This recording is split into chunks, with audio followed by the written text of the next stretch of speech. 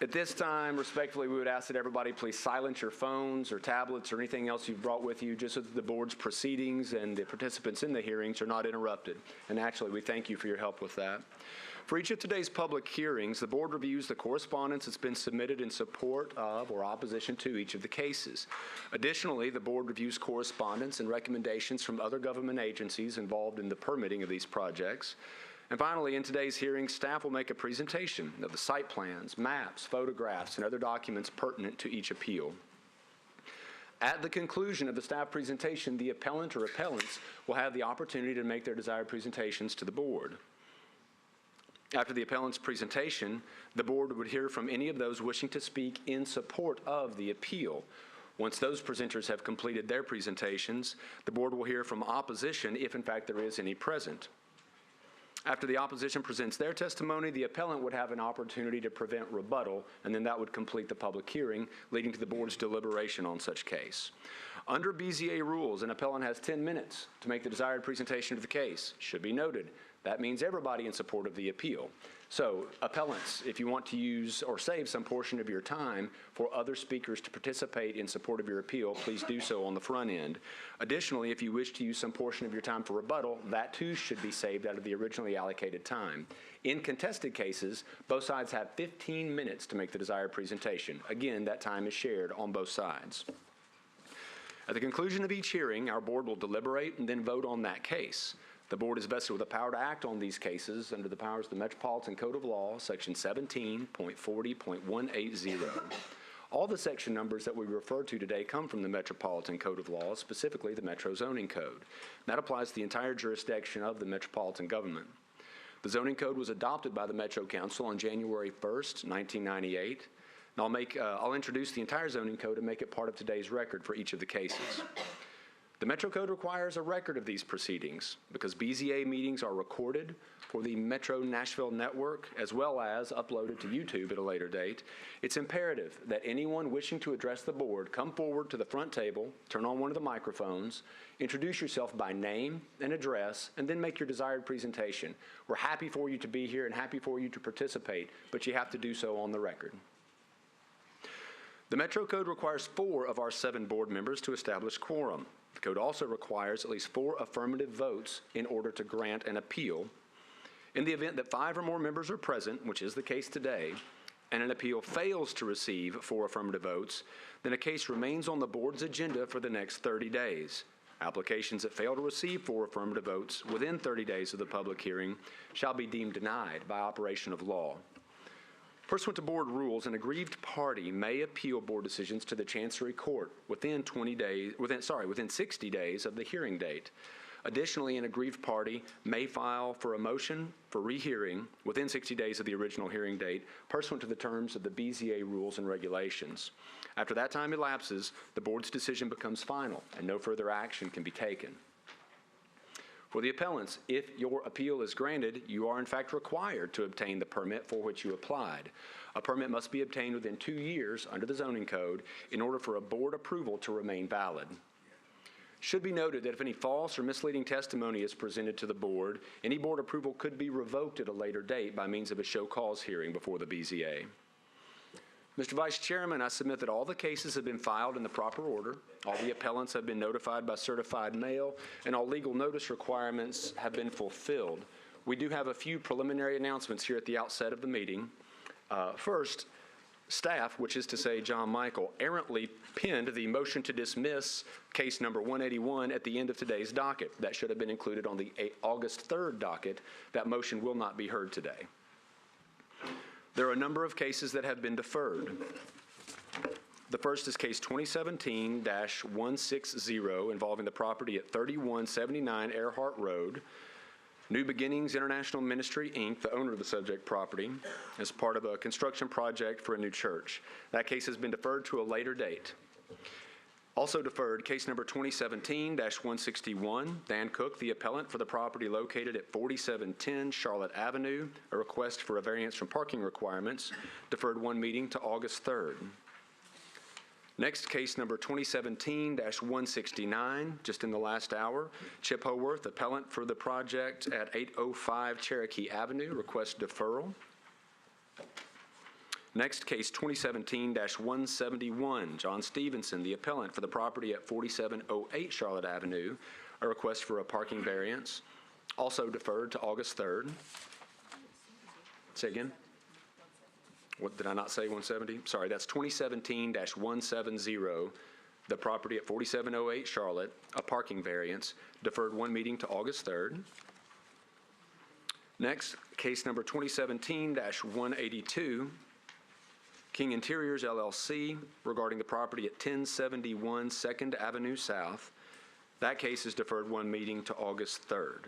So the deferrals again are case 160, 161, 169, 170, and 182. Mr. Vice Chairman, here at the outset of our meeting, we usually take the opportunity to recognize the elected officials who are in the audience with us today, and I do see a number for today's docket. Naturally, we welcome our elected officials to come address the board here at the front end of the meeting if they wish. Those who might want to wait until their actual case is being called, that's also fine. First, council member from District 3, Brenda Haywood. Pleasure to have you here, council member. Do you wish to speak now or later in the meeting? Later. Very well. We'll call from council member Haywood later. So I believe we saw council member Russ Pulley in the back of the room. Councilman, do you wish to speak here at the outset of the meeting? Or, sure. Very well. We'll hear from council member Pulley from District 25.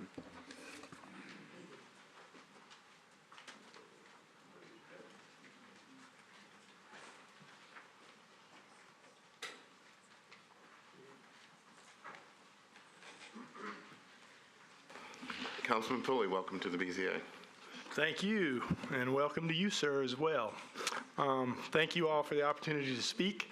I appreciate this. I'm here to speak, I don't know where it falls on your agenda, but on the variance, setback variance request for 1732 Glen Echo Road.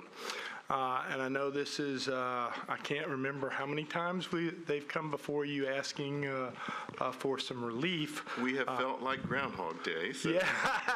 Is there something new, Councilman Pulley? Let's just add one more to the list.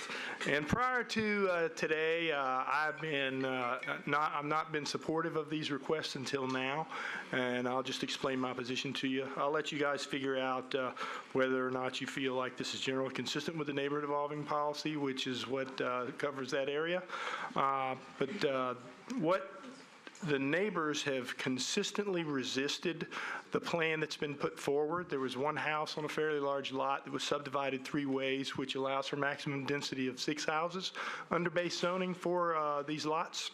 And considering how the setbacks are currently configured, it appears as though it would be a pretty significant hardship to the neighbors around that area when they put up the kind of houses that they have the ability to do.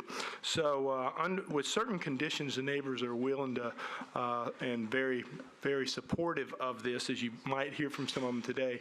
One of those conditions is there's some pretty tall houses that on the west side of this where the setbacks are pretty restrictive, and so the developer has agreed to reduce the size of that to 2 stories as a condition for neighborhood support for this setback variance.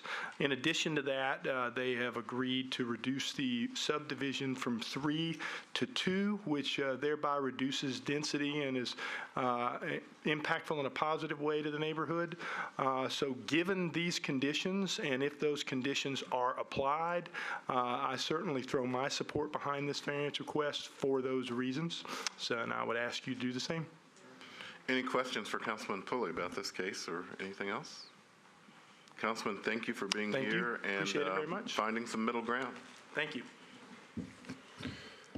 Mr. Chairman, we also have present today Councilmember Mike Freeman from District Number 16. Councilman Freeman, do you wish to address the board? Yes, sir. Great. Please come forward.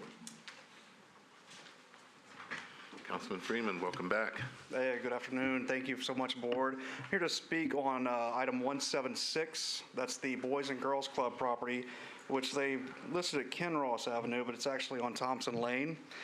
This is a property that's got a long history in the 16th district, and so we had to be very cognizant of that. And every product that came before me until this product was not going to be viable for the neighborhood. And today we have a buyer on hand who is going to bring that property back, and basically move, the Boys and Girls Club is going to move out, and they're going to move in, and it's almost a similar use. And so we've had the neighborhood meetings. The neighbors are in full support, and I just hope that you would grant their exception. Wonderful. I used to be on the Boys and Girls Club board about 10 years ago, and we had our meetings at that building. It's designed by famous Nashville architect Edwin Keeble, who did the Life and Casualty Tower, Memorial Gym, and many great homes. But thank you for, talking to neighbors about this process. It's a great building, and it's a great location in your district. It is. It's gone derelict for a lot of years, so this will be a nice, pretty site again. Any questions for the councilman? No? Thank you. Mr. Chairman, we're also joined today by Councilmember Colby Sledge from District 17, although, here he is, great. Do you wish to speak now or later in the meeting? Later in the meeting, very well. We'll hear from Councilman Sledge when the various cases from his district come up. For the benefit of the public, we'll note that the board utilizes a consent agenda. One board member reviews the record for each case prior to our hearings and identifies the cases where appellants met the criteria for their requested action. If the reviewing board member determines that testimony in the case would not alter the material facts, then that case is recommended to the board for approval. We'll enter into the record those cases that have been so recommended today. For the audience, if any of you are here in opposition to either of the two cases that have been recommended for the consent agenda, please just raise your hand, make sure that I see you. We'll remove them from consent agenda and hear those cases in their regular order. John Michael? Yeah. Very well. Mr. Chairman, of course, we always like to recognize all of our district council members when they're in attendance with us and give them the opportunity to address the board before we begin. Toward that end, sorry to catch you off guard, Councilmember Henderson is here. Happy to have you here. Do you wish to address the board now or when your case of interest is called? It might also be on consent agenda. Your call. I think we should hear from the council lady. Love to hear from the council member if she would be glad to address Yes. the board at this moment. Very well. Great. Council Lady Henderson, welcome to the BZA, and we're glad that you're here too as well. So you were speaking, you said, on the second to the last case? Yes, Chair Union. I believe it's 4660 Granny White Pike. Okay. And the applicant was very kind to call, hello Alex, and be in touch with me to speak about this key corner in District 34 that provides kind of a transition from a really suburban development pattern to some existing sidewalk infrastructure on the other side of the street. And so he and I had a conversation about the parcel to the south of him. When that comes in to have its permit pulled, given the provisions of our new sidewalk ordinance, it will be required to build sidewalks adjacent to him. And so we just opened up a conversation about being friendly to dedicating the right-of-way for his particular property for the future construction of sidewalks by the city. And so I guess what I was hoping to appeal to you all, but I don't want to complicate if it's on his consent agenda, but I wanted to kind of put into the realm of possibility that his variance would be granted conditional upon his granting the right-of-way for the future construction of sidewalks. Okay, board members, I had put this as one of the cases on consent agenda. Council Lady Henderson, who represents that district and is very familiar with this property, has made a suggestion related to this. So any questions related to that request or any other comments or concerns? No, if the applicants, if they say they're giving a thumbs up that it's okay, so I think we can just. I guess this site, if the sidewalk ordinance had been in effect, it would have triggered sidewalk construction there, and not that, he might not have come and sought your relief in other regard, but I think I really did appreciate we had a positive conversation, and so just being able to dedicate that right-of-way, I think that would be appropriate and is related to a variance of setback. They seem to be appropriately related. So. Mr. Chairman, I would also note, to follow on the council member's point, if the appellant wanted to voluntarily pin on that condition that the council member has suggested, which may very well be the case, we could still keep it on consent agenda and pursue exactly that. The representative for the appellant Yes. is here. Please come, we'll ask you just a couple questions. Oh, come here. Yeah, I was going to say. And please identify yourself, I'm Robert Mr. Nostine. I'm an attorney here in town. Thank you for recognizing me. I am Robert Nostine. I represent Mr. Darcinos. We have discussed this issue, and I know he's talked to the council person about that, and he's fine with that. He's not in a position to say, I can build a sidewalk right now, but to set aside the necessary right-of-way, he's fine with that. He realizes that's an improvement for the community. He's going to build some very nice dwellings on this property, and we're in agreement with that. We appreciate you being here. Is there anyone here in opposition to this case on Granny White Pike? Okay, therefore, we will keep it on the consent agenda with that new part. I appreciate that. Thank you for the time. Thank you. John Michael. Mr. Chairman, the second of two cases suggested for the consent agenda today is case 2017-176, the aforementioned 2929 Ken Ross Avenue property, the former site of the Boys and Girls Club. The request is for a special exception for the rec center use at that location and a reestablishment of the legally nonconforming condition of the structure being less than 100 feet from the residence. Toward that end, it has been suggested for the consent agenda. I'll ask the audience, is there anyone here in opposition to case number 176? Seeing none, your suggested consent agenda then, Mr. Chairman, is case 176 and case 180 with the agreed upon condition of dedication of the required right-of-way for future sidewalk development. Okay, that is the consent agenda, been properly moved. Is there a second? Second. Okay, consent agenda motion's been made and seconded. Is there any discussion? Seeing none, all those in favor of the consent agenda signify by saying aye. Aye, opposed, passes. Mr. Chairman, then that completes the consent agenda. Anyone here on case 176 or 180, you're done. You're welcome to stay. You're welcome to go. Anyone here on the cases that were announced for deferral, they will not be heard today. You're welcome to stay. You're welcome to go. And I would Mr. Chairman? like to remind everyone, we have this wonderful resource called Nashville Metro Network, which is the former Channel 3.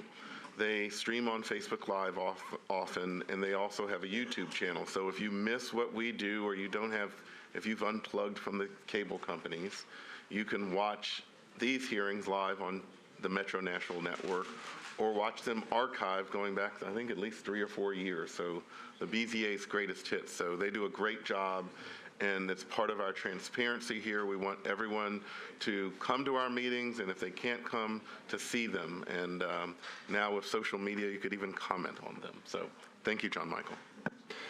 Mr. Chairman, with that, we'll move into our first hearing for the board today. This is case 2017-135 involving the property at 1117 2nd Avenue South, just a short walk from our current location. The request is for a special exception for the continued use of the church property and an expansion of that property, given that it's in an R6 zoning district. Additionally, this property triggers a sidewalk requirement. Therefore, the request... John Michael, before we get started, Yes, Mr. Mr. Chairman. King would like to be recorded as recusing himself from the Boys and Girls Club vote on the consent agenda. Very well. We will make sure that our final tally of the votes records Mr. King's abstention with regard to that particular vote. Thank you. Before we get started, since you've been interrupted, I thought we were going to take case 166 first. If the board wishes to take that case first, we can certainly do so. Yes. Very well.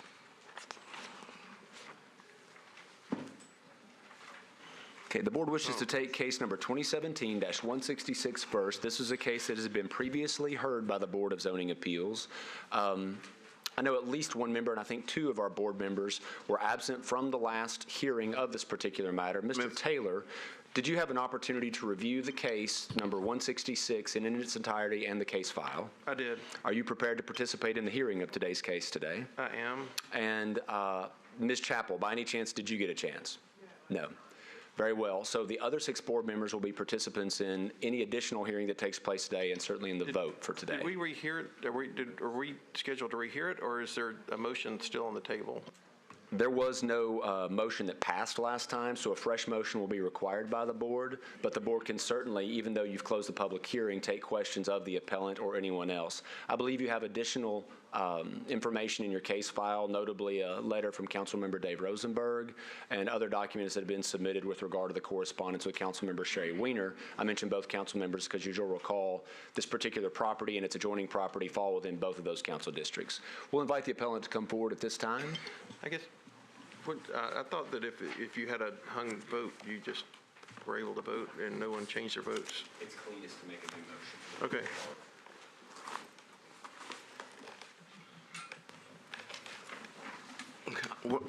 I'm glad to go through the presentation if you want. Sure, yes, let's go through the presentation. Just for the benefit of the board, a reminder on the presentation of case 166. This is a property that has been designated 7520 Charlotte Avenue, way out west in Davidson County.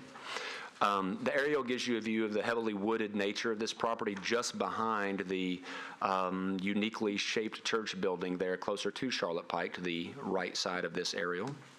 The site plan submitted gives a feel for the proposed layout and even more so for the proposed use of the property behind the church. It's worthy of note that the parcel in question is in fact owned by the church.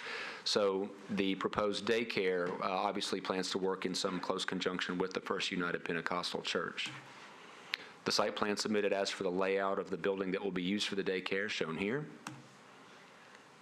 And the immediate access to Charlotte Pike from the small road here, slightly to the north and east of the property that I believe is a private road called Hewlin Hollow Road. The one item that has come in to staff from the fire department and fire marshal's office since our last meeting, Mr. Chairman, was a suggestion of a condition for any approval from the board that approval be conditioned upon final approval by the fire department with regard to access for emergency vehicles and fire suppression. Sure, yes.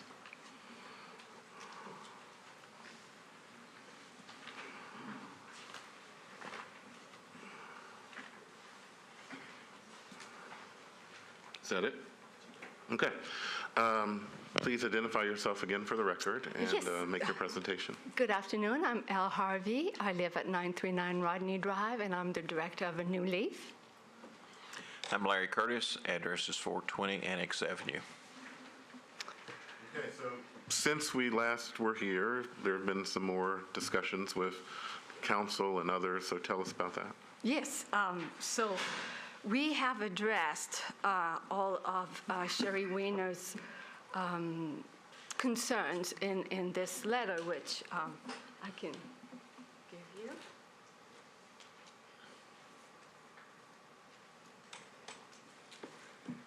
And so based on these and on the agreements that we have with the fire marshal.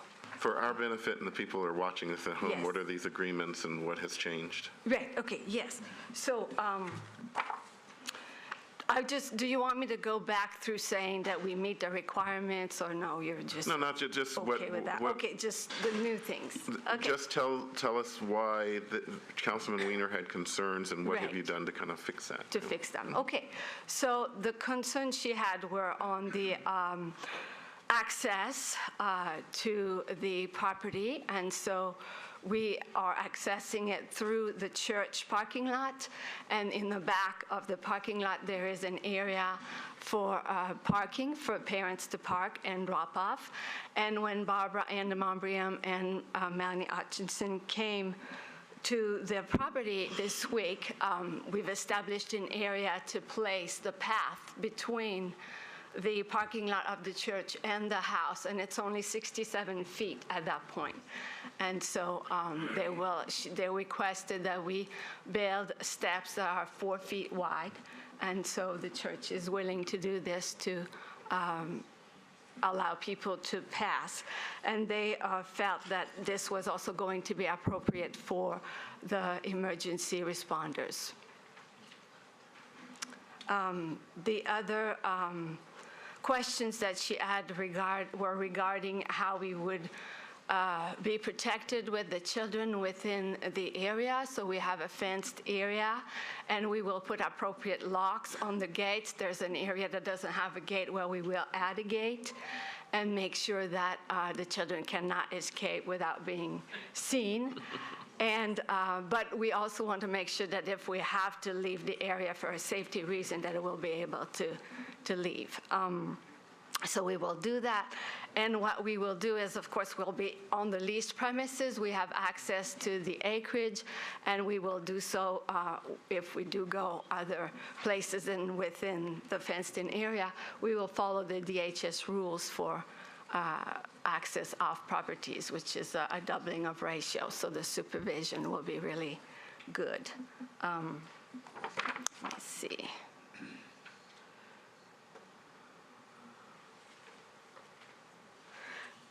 So there are areas that had brushes that she was concerned about, and the church has been clearing a lot of this. They hadn't owned the property for a long time when she saw it, so it's been cleared, and they are going to clear more of it in the back because they want to put some ball fields over there, so, and we will have access to those as well. So what is, and I know this is an issue that Councilman Weiner had concerns about, how many acres are you leasing, and what exactly is the space that you're leasing? So the leased premises is just a little over a half an acre that is fenced in. And if you have the latest version of the plans here on S2, you'll see the dotted line for the leased So it's premise. very clear what your property will be and what the church's property will be? Correct. Good, good. Yes. Any questions for the applicant? Do you all have anything else to add? Did I forget something? Okay. No. We will close the public hearing. Thank you. Discussion. Well, it seems like they've adequately addressed all the concerns. Yeah, and this was a little unusual, as we talked about last time, that this was kind of in two council persons' districts. And so we had both council people kind of weighing in on this particular project, and we deferred this on behalf of Council Lady Weiner, and she had her concerns answered, so this has kind of worked very well. So is there a motion? I'll make a motion to approve the special exception. I second. Okay, motion's been properly made and seconded. Any more discussion? Seeing none, all those in favor signify by saying aye. Aye. Opposed? Passes unanimously. Good luck with everything. Thank you. Thank you very much. John Michael, back to the top of the agenda. Back to the top of the order. 2017-135 involves the subject property at 1117 2nd Avenue South. It's a special exception for church use in a residentially zoned property, R6 in this case. The aerial shown here shows you the established church. It's been there a number of years. They're looking to expand at this point. Additionally, there is a request for a sidewalk variance. The site plan submitted here gives you a proposed layout for the construction. This shot gives you a view of the intersection of Chestnut Avenue and 2nd Avenue South, where the property is located, and giving a sense of where the proposed addition is on these lots. And from my recent site visit, a view of the open lot there at the corner, the church in its current condition, and then up and down 2nd Avenue South, shown here with its sidewalks and planter strip on 2nd Avenue South. Last time we were here, you saw these photographs and you heard a presentation from the Planning Department staff with regard to Council Bill 2017-493, which is now enacted as law effective July 1, 2017, commonly referred to as the Revised Sidewalk Ordinance. Fortunately, the board has Planning Department staff member Michael Briggs here to address any questions that the board has. Before we begin any formal presentation with the appellant, I'll ask Mr. Briggs, do you wish to address the board at the outset or just take questions? Either way is fine. Yeah, let's hear from Mr. Briggs first, our sidewalk expert in planning. So, Mr. Briggs, tell us about your thoughts of this project, and you could kind of speak broadly how they apply to the recently passed sidewalk ordinance. Sure. So this is located on 2nd Avenue South. The major and collector street plan identifies a 4-foot grass strip and an 8-foot sidewalk in this area.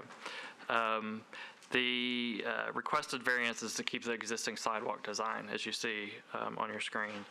The property is located along a light rail corridor that's identified in the in-motion plan.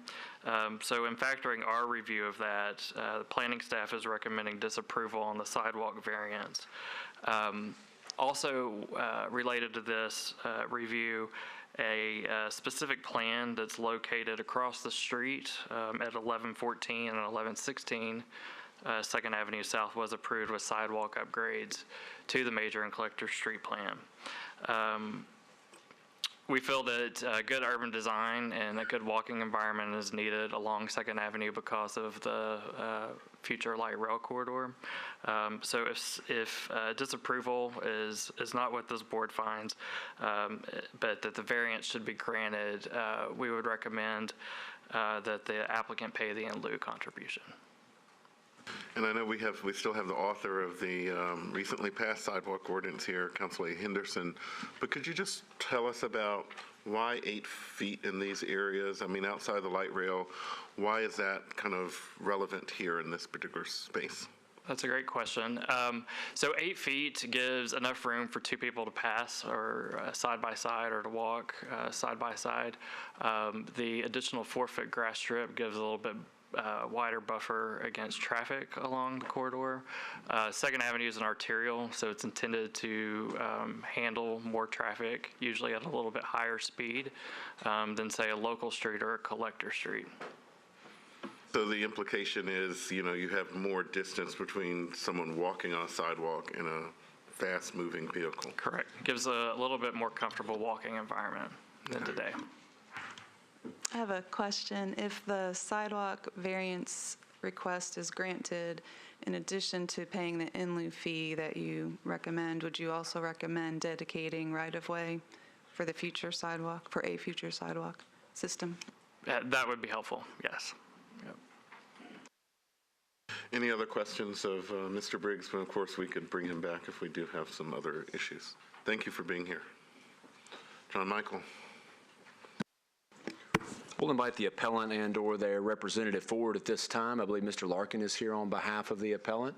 If you come forward and make the desired presentation, I will ask, is there anyone here in opposition to case number 135?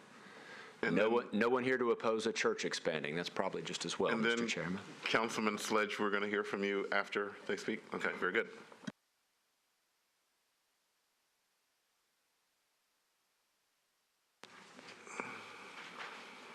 $115-year anniversary.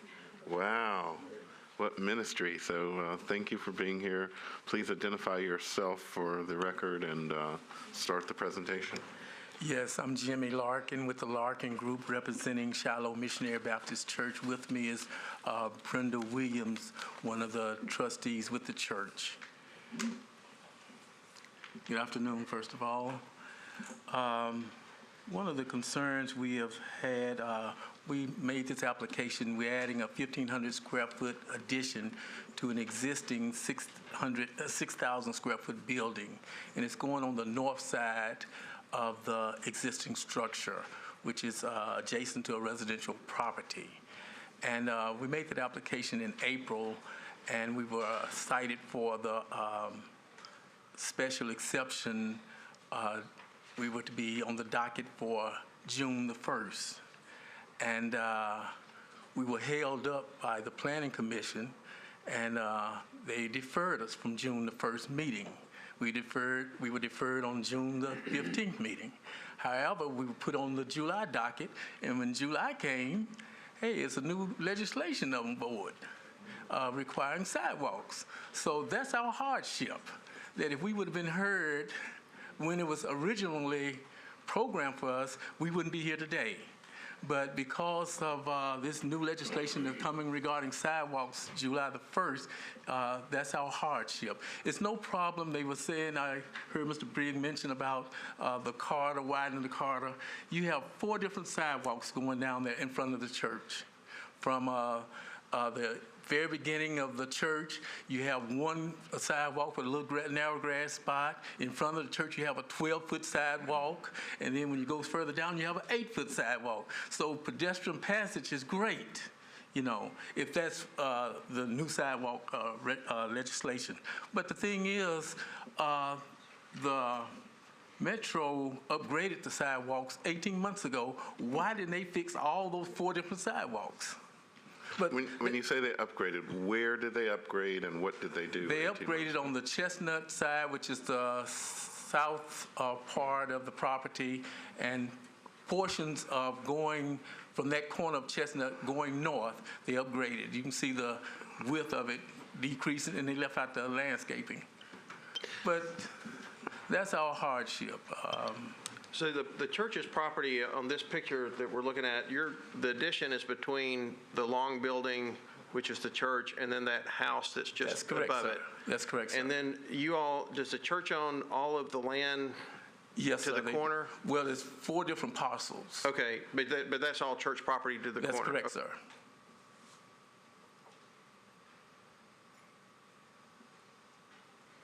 And it has a sidewalk all the way to the corner now? That's correct. right? With a 2-foot grass strip? I'm sorry. Mr. Larkin, is your client amenable to granting a right-of-way for if Metro comes back and redoes the sidewalks again? And let's, John Michael, can you explain to them what that means? If you grant a right-of-way to the city? It's similar to what we just discussed with case number 180, which the council member touched on before it went to the consent agenda. The idea of if whatever development comes down 2nd Avenue South at this location were to require a expansion or revision in some other way of the sidewalk, the landscape strip, or planter strip between the street and the sidewalk, or any other aspect of that the dedication of the right-of-way would allow them to get into that space, them being the city, of course, to get into that space and do the needed work. That's something that we've seen discussed more in some of the cases that have come since the July 1 effective date of the revised sidewalk ordinance. So what he's saying is this would be you voluntarily giving the state the right to build that sidewalk in the future on that site, and if you allow them to do it? Yes. Okay. And John, just with this picture that's up here now, I'm assuming that the variant, we're not talking about all 4 parcels, right? If they're just adding on to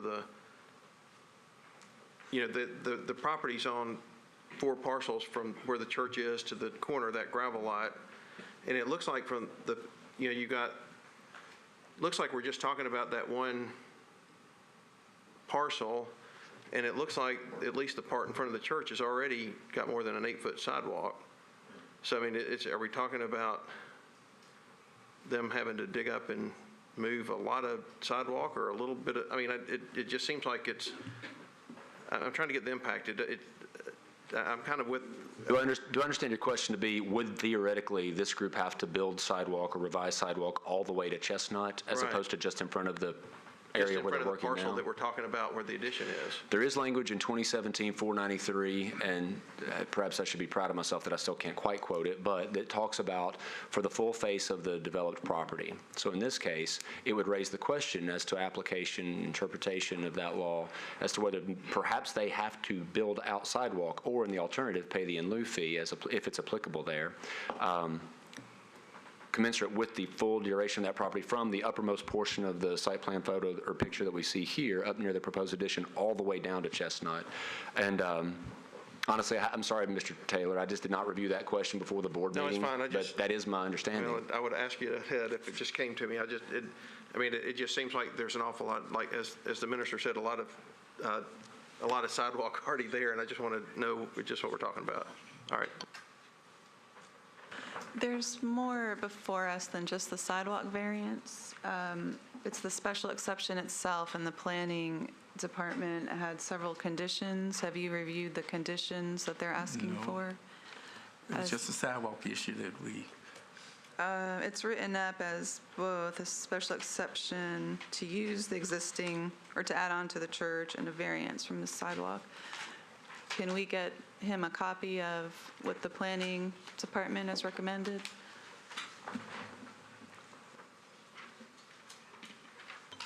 I guess I also don't understand why we're asking to build a church and a residential when there's already a church there. I think that's any addition to a church is a special exception, right?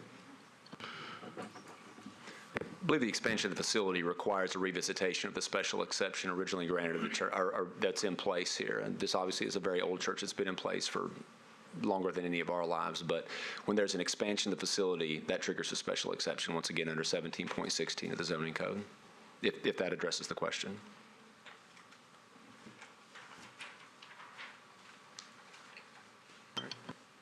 Okay. Other questions? I think this is a good time to hear from the councilman right now. Oh, yes, did you have an answer Well, to? to answer your question, yes, the other conditions, we have no problem. We're going to have to provide a ramp per metro codes anyway to get onto the site since we're closing the existing. So, yes, everything will be provided per metro code, the buffer and all. We're not asking for variance on none of that. All that be in compliance to the requirements. So you agree with conditions 1 through 3, and condition 4 deals with the variance for the sidewalk? Am I hearing you right? The setbacks are no problem. We meet the setbacks. And I think you addressed the 1 through 3 as well, but That's correct. you don't agree to 4? 4 is the only one. Okay. Any other questions? Here's Councilman Sledge. Welcome, and please tell us about this church in your district. Sure. Yeah. Thank you, Chair, and thank you, Board. As we discussed a couple of weeks ago when this first came before the Board, I do want to make sure that we first say, yes, the special exception, of course, is extremely important because it allows them to keep being a church. You did one very similarly about 18 months ago down the road at Morning Star Baptist at Hardin First. So special exception, obviously, we would like to see go forward. The variance, the issue being, everything that they have mentioned regarding what part of the parcel they are using, which parcel they're actually using, as opposed to the rest that goes to the corner, the southern parcels, which nothing is proposed to be done right now. And the real issue, I think, that I hit upon a couple weeks ago and want to reiterate here is this was improved. The city improved this sidewalk within the last 18 months, placed the grass strip in, which now mirrors the other side of 2nd Avenue South, and at that time did not widen the sidewalk. They provided the same right-of-way and the same width as before. And I know that we've been going through a lot of these planning processes, but given both the timing of their application and the timing of the sidewalk improvement, it doesn't seem to be, quite frankly, a good use of anybody's funds to tear up a very recently approved sidewalk that does meet all the pedestrian need that is occurring right now. It was mentioned the SP that's over on the other side of the street, 1114, 1116 2nd Avenue South. That was passed in July of 2015, and that property is slated to have 4 units. So it is not a massive, increase in entitlement from what's currently there. And I don't even recall, they may have taken it down recently, but I'm not even sure that SP has been completed. And so we're talking about a vast increase on pedestrian access, where right now, quite frankly, this is one of the best sidewalks I have in the district because it's been so recently improved, and it is handling, I live maybe a third of a mile from here, and it is handling the pedestrian traffic, even our lovely short-term rental visitors who are down the street. So with that, I would ask that you would grant the variance because the use is not changing, and because they won't add any pedestrian any additional pedestrian traffic, and because of the timing both of their application and the sidewalk improvement. Does anyone have any questions?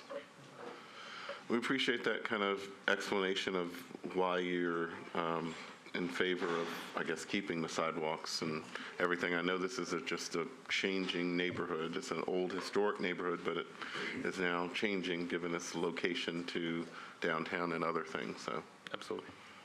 Thank you. So I just wanted to clarify one thing with the applicant, because there seems to be some confusion about how much of the property we're talking about for the new sidewalk, which would affect the in lieu number or the amount of the in lieu. I had asked earlier about if you were okay with granting the right-of-way for the future sidewalk. And I'll ask more specifically, just so there's no question, are you amenable to granting the right-of-way the entire length of the property on 2nd Avenue? Yeah, before he answers that question, I want to ask Metro Legal about that. So we have 4 pieces of property here, and when is Councilor Henderson's new sidewalk bill triggered? What part of it is triggered? And does that include the other common ownership contiguous properties? That is a good question. With respect to when the bill is triggered, obviously it's effective July 1st. I think Let's assume that it's if it were today and they just came here. today. Yes. Would all 4 of these be triggered, or Well, just the one that you would be improving? The law says the provisions of this subsection apply to all property frontage, regardless of whether sidewalks are provided in public right-of-way or pedestrian easements. Construction of new sidewalks is required along the entire property frontage under any one or more of the following conditions, and then it goes on to say that. So I think that there's room, reasonable minds can differ on this. I think given, John, can you go back to the one that shows this one? They happen to own all 4 of these parcels. And they're contiguous. Although I don't necessarily read the word contiguous in the, I don't. Oh, I know, it's not, I'm just saying that just for a Right, I'm saying if different it said scenario. contiguous, that would be the difference. I think just because they're contiguous, from what I can read and seeing this for the first time, what they are trying to improve is on one parcel, and so I think that entire parcel would have to have the sidewalk. But the others? I'm not sure the others would, because although they are contiguous and adjacent to that parcel, they're not being developed or improved upon. Just because this particular applicant happens to own those, I don't think that automatically includes it in this, Okay. where this is triggered. If someone else owned it, certainly it wouldn't be triggered. So his question was basically, are you willing to, parcel 2, 3, and 4, give a right-of-way there? And the lawyer just answered part of that question that I had. So what do you say now to his answer, his question? Only the parcel that is involved.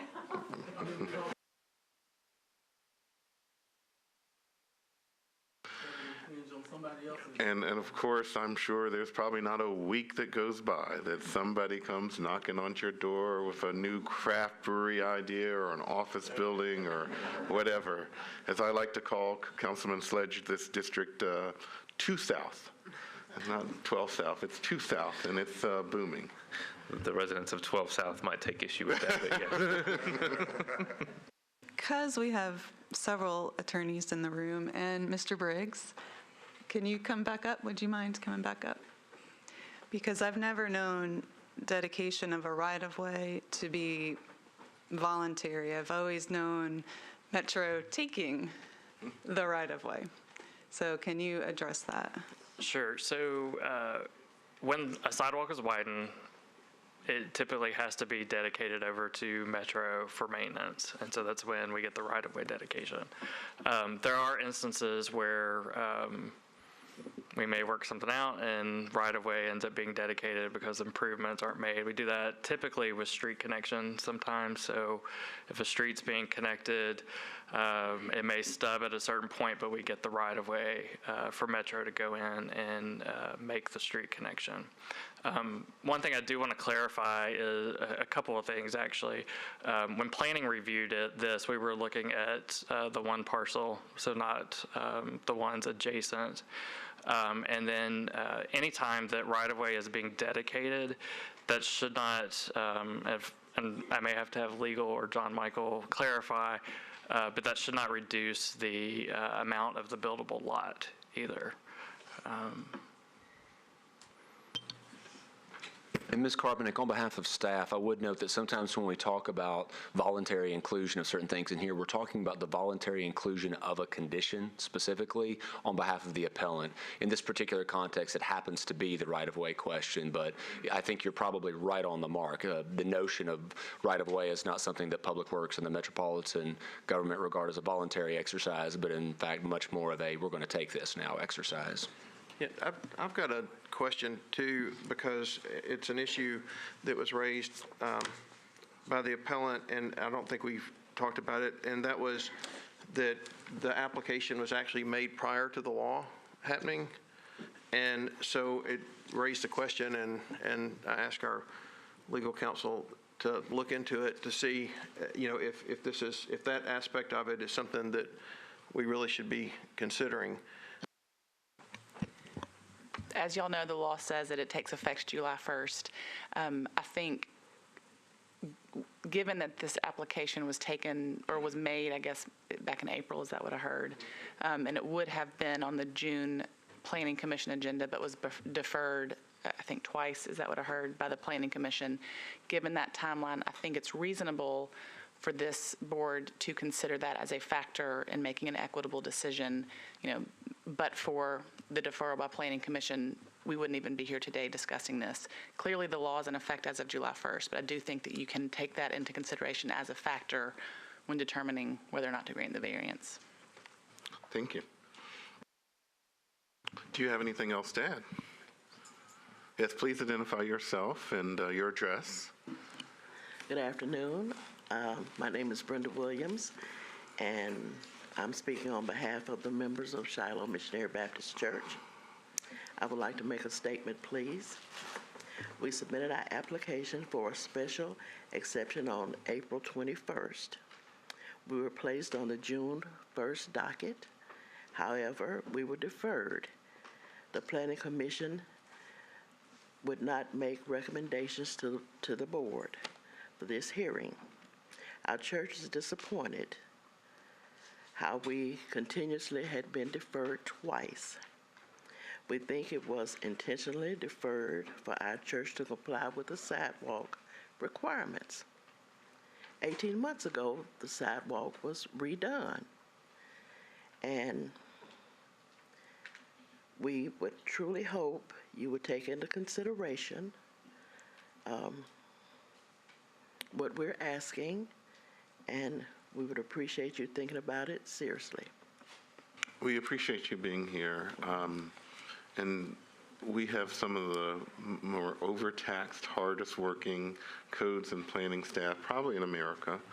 I think that probably, not to speak for planning, but I don't think that they would defer this on purpose just so you would have to do the sidewalk bills. That's not how they operate. But they are busy. There's all sorts of things to review, and sometimes they just need more time. So, but we're here to kind of talk about your requests. So they made their comment, and you're here, and so that's why this is part of the process. You're asking us for this exception. So, does anyone have any other questions?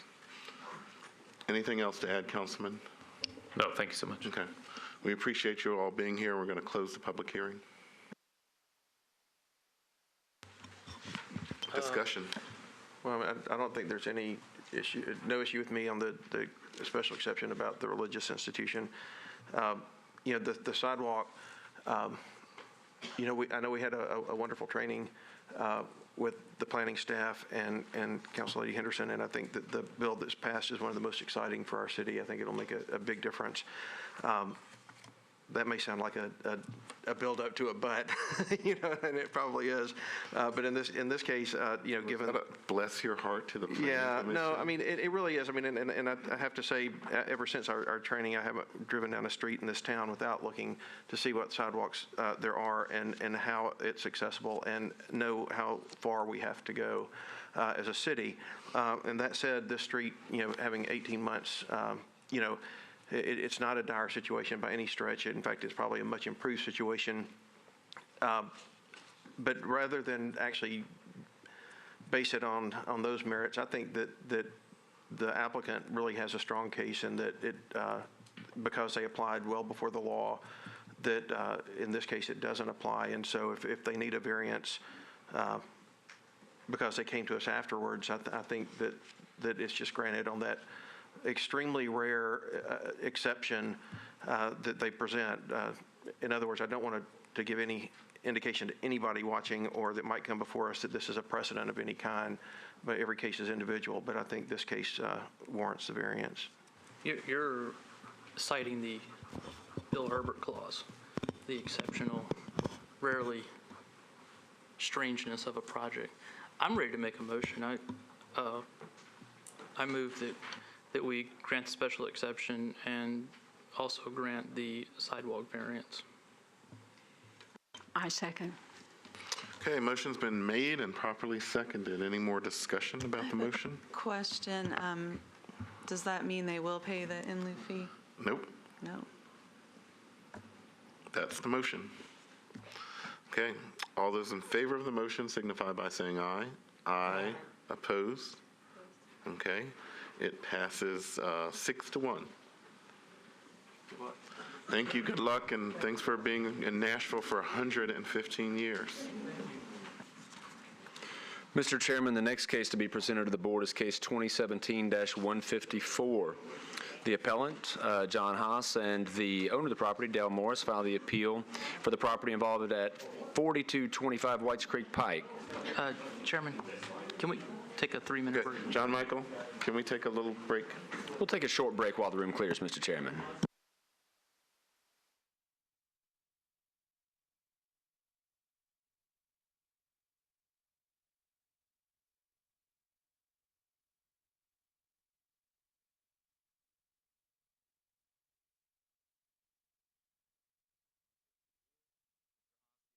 Mr. Morris, the owner of the property located at 4225 Whites Creek Pike, commonly referred to as the Fontanelle property. The request is for an Item A appeal, a two-part Item A appeal challenging the zoning administrator's interpretation of the term, quote, "stage shell," end quote, as used in the applicable SP ordinance that governs this property, as well as a question as to whether the weekly community events that are now taking place at this location are in fact allowed under the applicable SP ordinance. You'll find all those documents in your case file. The zoning map shown here shows the property that's covered by the SP along Whites Creek Pike. The aerial, nearly identical, at least gives you an idea of the relatively remote and heavily wooded nature of the property all surrounding the subject property. And from the assessor's website, the entrance to the subject property, although it doesn't give you much of a feel for what's on beyond, I tend not to trespass, Mr. Chairman. So with that, I will take down this presentation and allow... You could have bought a ticket and seen a very good concert. Perhaps should have. As the presenters are introducing themselves for the benefit of the record and making the desired presentation, I'll pull down these electronic items and have Mr. Dean guide you through the documents that are being presented by Mr. White and his client. And do we hear from Bill? Is that?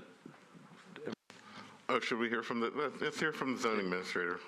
Just a context of what we should be thinking about.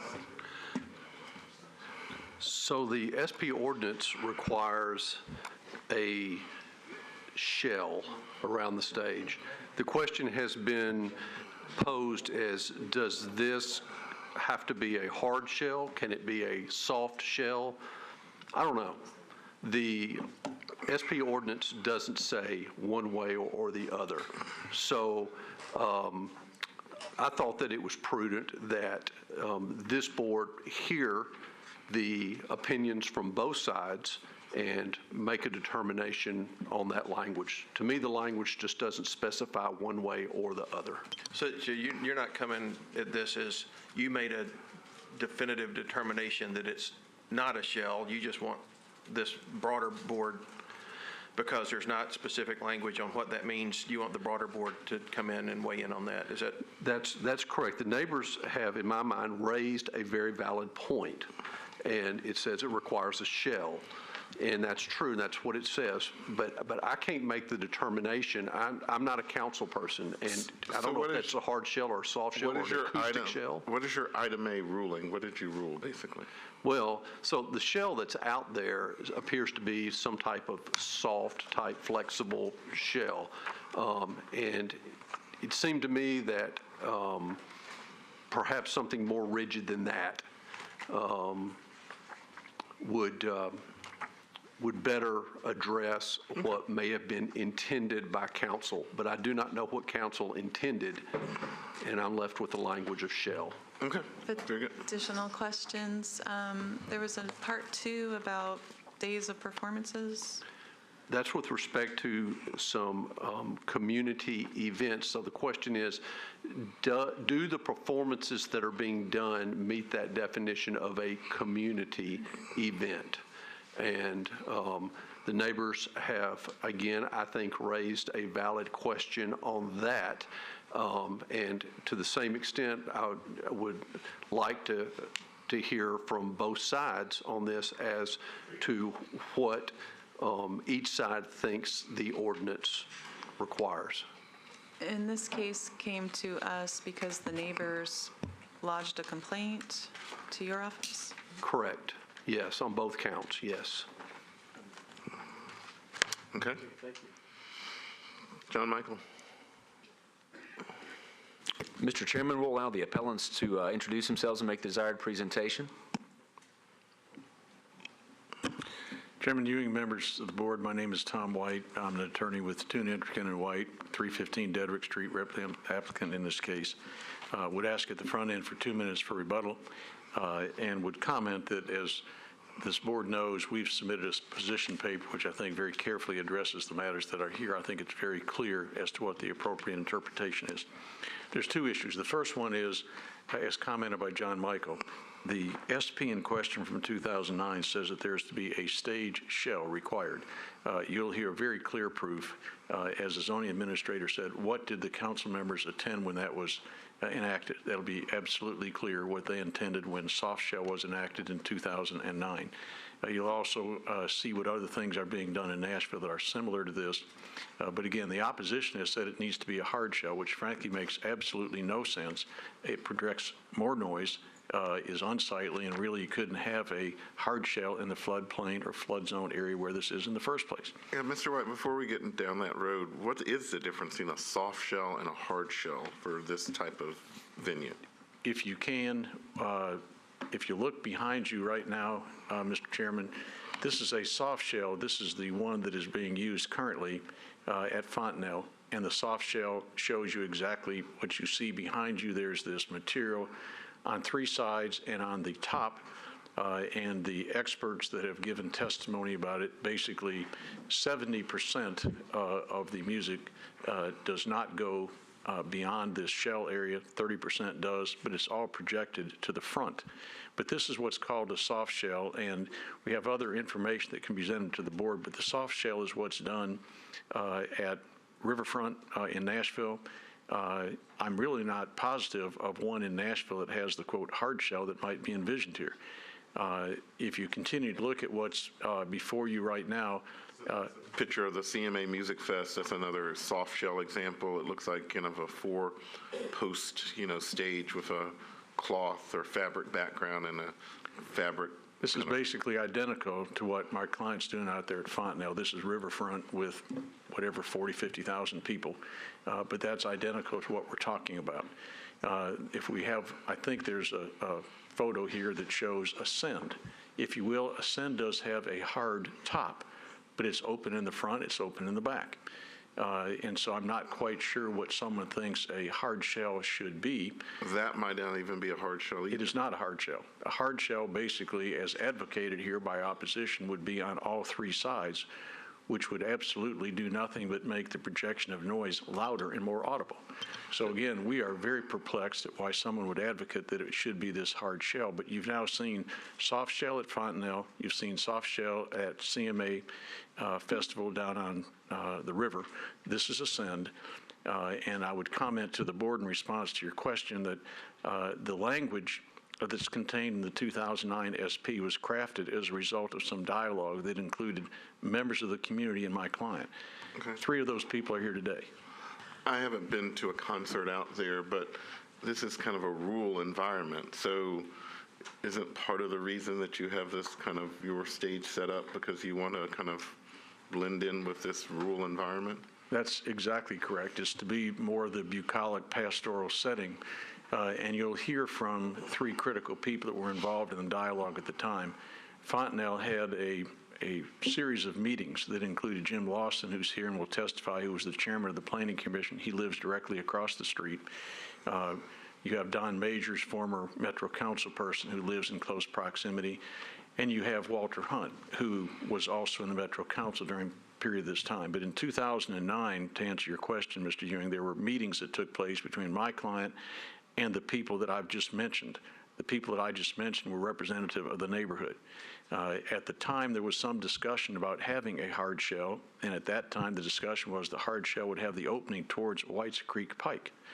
As the discussions came about, My client, Mark Oswald, basically said, this can be a very simple thing. Let's move it to the back of the property.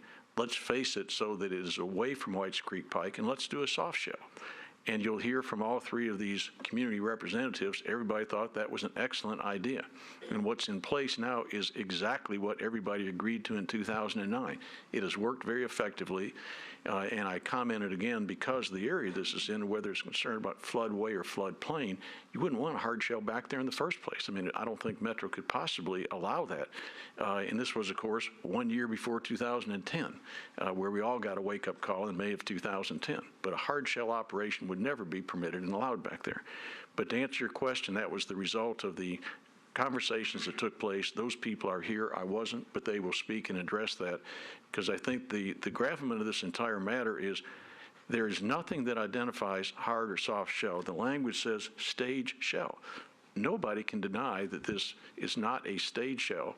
And as all of you know, and there's lawyers on this board, you would interpret requirements like this in favor of the property owner, not against the property owner. So number one, you'll hear it's exactly what was agreed to.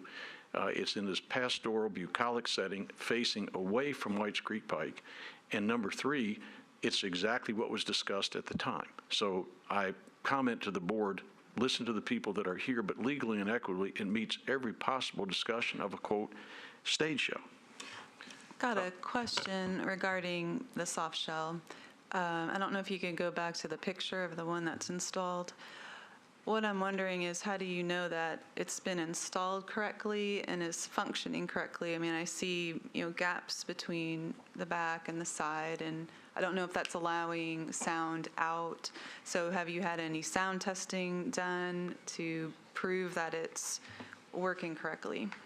I will let John Haas, the engineer, address that. We've had experts out there. John Haas has been an engineer out there from the outset. So my name is John Haas. I'm a principal with Edge Planning, Landscape Architecture and Urban Design, and I've been the lead development consultant and land planner for Fontanelle since its inception. Oh, I'm sorry. So hopefully you heard that. Since 2008, really, when we began working with Fontanelle. And our firm had led those rezoning, those entitlements, and the subsequent revisions. One of the conditions that were agreed upon in the initial rezoning was that decibel levels would be taken at a soundboard, and you'll see in the notes, it was even agreed upon the distance from the stage that soundboard would be. They monitor that during every show. The reality of this stage setup, and I believe we have the owner may come up and talk to this more recently, but this stage was built by a group called Soundstage. They build stages all over the country. If you can, it's hard to see in this picture and with this screen because of how dark it is, but all of the music all of the sound is being generated in front of that shell. As you can imagine, if you go to a show, the PAs and the speakers are all at the front of the stage. So it's doing the job that it's intended to do. The biggest thing here that I want to talk about, though, is the key piece in all of this was during the initial rezoning submittal, this stage was turned 180 degrees. It was turned out. It was roughly in the same location, but rotated 180 degrees to be facing Whites Creek and an open field that's over 50 acres wide. When we first went to Planning Commission, that was one of the issues that came up in the meeting that was referred to. And immediately when we had this meeting, it was on October 19th of 2009, we had been deferred at Planning Commission, and at the request of Councilman Hunt, who was our councilman at the time, he requested that we meet with community representatives, Mr. Lawson, Mr. Majors, and Mr. Thompson. We went down to council chambers, had the meeting, and went through 6 issues that Councilman Hunt identified. My client, Mark Oswald, who will come up here in a moment, agreed to 5 of those conditions very quickly, one of which was, let's look at orientation of the stage. The one that he couldn't agree to was the condition as worded in the Planning Commission notes of a sound barrier on 3 sides. So he said, look, guys, here's what I can do. I can't give you a hard shell on 3 sides for many of the reasons that Tom just mentioned. What I can do is I can rotate the stage 180 degrees. I can limit the amount of shows. and what nights those shows happen on. And I can do a blow-through mesh, which will attenuate the noise, but most importantly, it's not even really needed because we're going to project the sound in a totally different direction into a wooded hillside as opposed to a field. That was extremely important. And all of the representatives that were at that meeting, including Councilman Hunt, agreed that those two measures, along with the other conditions which involve decibel readings at soundboard and so on, all of the remaining 5 measures, that addressed their concerns. So therefore, when you go between the memo and the 6 issues that were identified in Planning Commission, and then you look at the final condition, the wording of the final condition, there's no mention in the council bill of a sound barrier. There's no mention of a hard shell. It says shell because the representatives of the community, my client and the councilman, got together and worked through that this shell would be acceptable if we rotated the stage 180 degrees.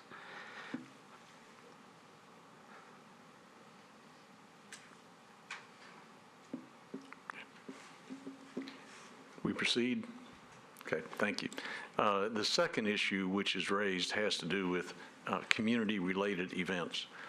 It is clear under the ordinance from 2009, and as these activities are identified in a 2016 SP, community-related events are allowed with unlimited numbers. This client has done an incredibly capable job of doing these community-related events, which you'll hear from later from people in the community. Music is a totally secondary thing. They are classic cars, they're antique cars, they do things like that, and you'll see a presentation that shows both of those types of events. But basically, I can't imagine why someone would come in, number one, on the first issue and say, we want a hard shell here, other than they want to shut down Fontanelle. It makes absolutely no sense. This is turned to the back, it has far better music presentation. It goes out to the group. It faces the woods in the back. With respect to community-related events, their goal is this. Right now, there are 14 of these seasonal entertainment events, which are the types that you saw in the back. And what they're trying to do is say all these community-related events, which do so much good for the community and charities out there, and the client can cover that, they want those counted against the 14. In other words, basically shut down the community-related events. Again, what is somebody's motive to do that? They'll have to explain that to you. But it is our opinion that the community-related events as defined are all driven totally secondary by music. There's other events out there that are always the major calling card. They're charitable, they're classic cars, and they clearly should not be counted against the 14 seasonal entertainment events.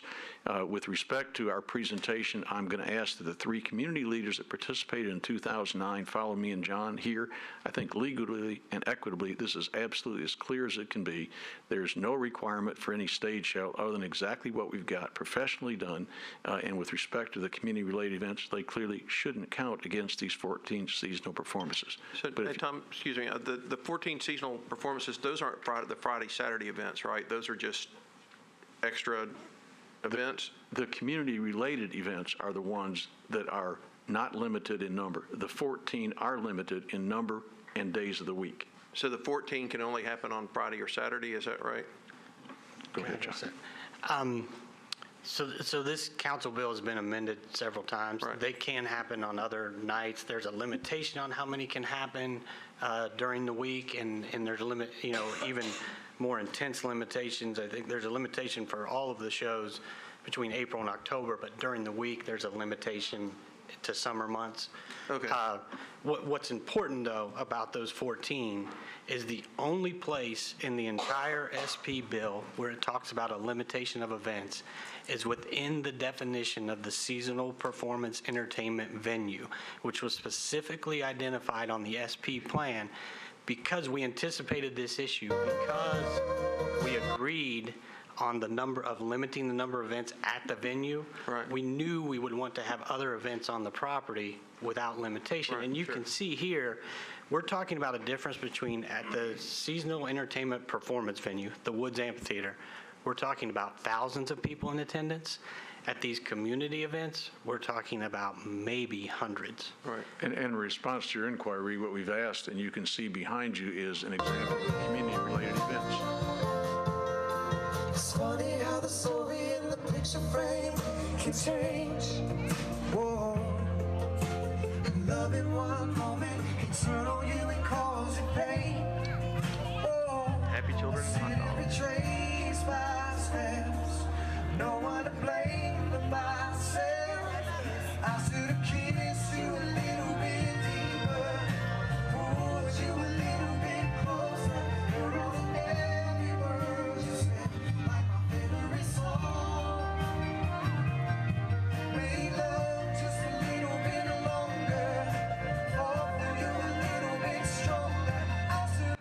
response to your inquiry, this is the type of community-related events that the people that are down here are trying to say should count as seasonal performances, which is that 4,000 to 5,000 people that you see at the back. And the other is, there's a definition for both of these. And with respect to the type that you first saw, community-related events, they are not limited in number. They are non-ticketed. People do not pay to come. And the music is totally secondary. You saw what it is. So isn't that a great bright line, Mr. White, that you don't charge and they're not ticketed? Absolutely. and the That's one of others the community-related events are clearly non-ticketed events. These other events, which you're looking at back here. That I have to have a ticket if I want to see who, I don't even know who that is, but, you know, that. I'm embarrassed to say I don't either, but big yes, you need a rock ticket. performer or whatever, but I have to pay and go there like. I mean, that it makes a lot of sense, but is it required for a community? I mean, I know you generally don't charge, but could you charge for and have something still be a community-related event, or is that? Again, when we initially, because neither one of these definitions are in the current zoning ordinance. They were developed specifically for the Fontanelle with planning staff at the time and Councilman Hunt. What we wanted to delineate was, one, that it was non-ticketed. It was a non-ticketed event. So what that can be interpreted in a number of ways, but what it really was, Ticketmaster isn't going to go online and sell 3,000 seats to a community event. That's what we were all trying to avoid. And the concern here was, one, sound, and I think Mr. Lawson and Mr. Majors would agree to this when they come up, the real concern was about the traffic. Right. We understand you're going to have 3,000, 4,000 people here. We want to limit that to 14 times a year or whatever it was at the time. It wasn't, we don't want you to have other events, it's just the size Right. of No, it. I mean, I'm just saying, just for my own clarification, I mean, I've paid $5 or whatever for things that I might consider a community event, a festival, tomato festival, something that, I would still consider a community event, but you're actually taking the initiative yourself to be more restrictive and saying, no, we don't charge, just to prove, again, it's a community event. You'd pay more in Ticketmaster fees, and you'd probably charge for the, Ticketmaster ticket for that kind of event. So, but I get what you're saying. I think, and to be straightforward, I think that there have been events in the past, and there may be some in the future, because we believe it's consistent with the SP, that you can charge $5 at the door, or charge $5 for face painting, or it's not ticketed like this would be. Okay. That was the key. I've got further questions. Just want to be sure I'm oriented correctly. So what I think I heard you say was that the music, so this shell, behind the shell is where there are residences, but the music, all right. John Michael, can you show that overhead again? That would help, actually.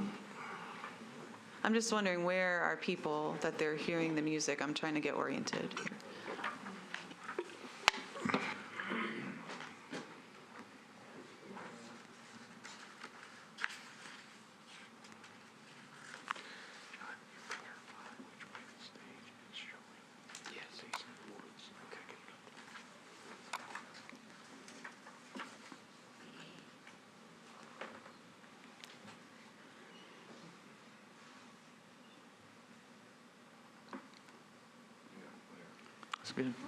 So the stage is where, kind of in this? So I don't know if you have in the file, John Michael, the original submittal for the appeal, because there were two exhibits in there.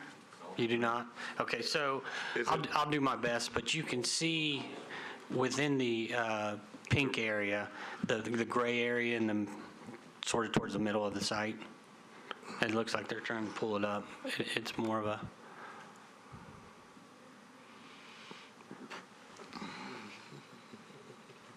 So I think that was exhibit.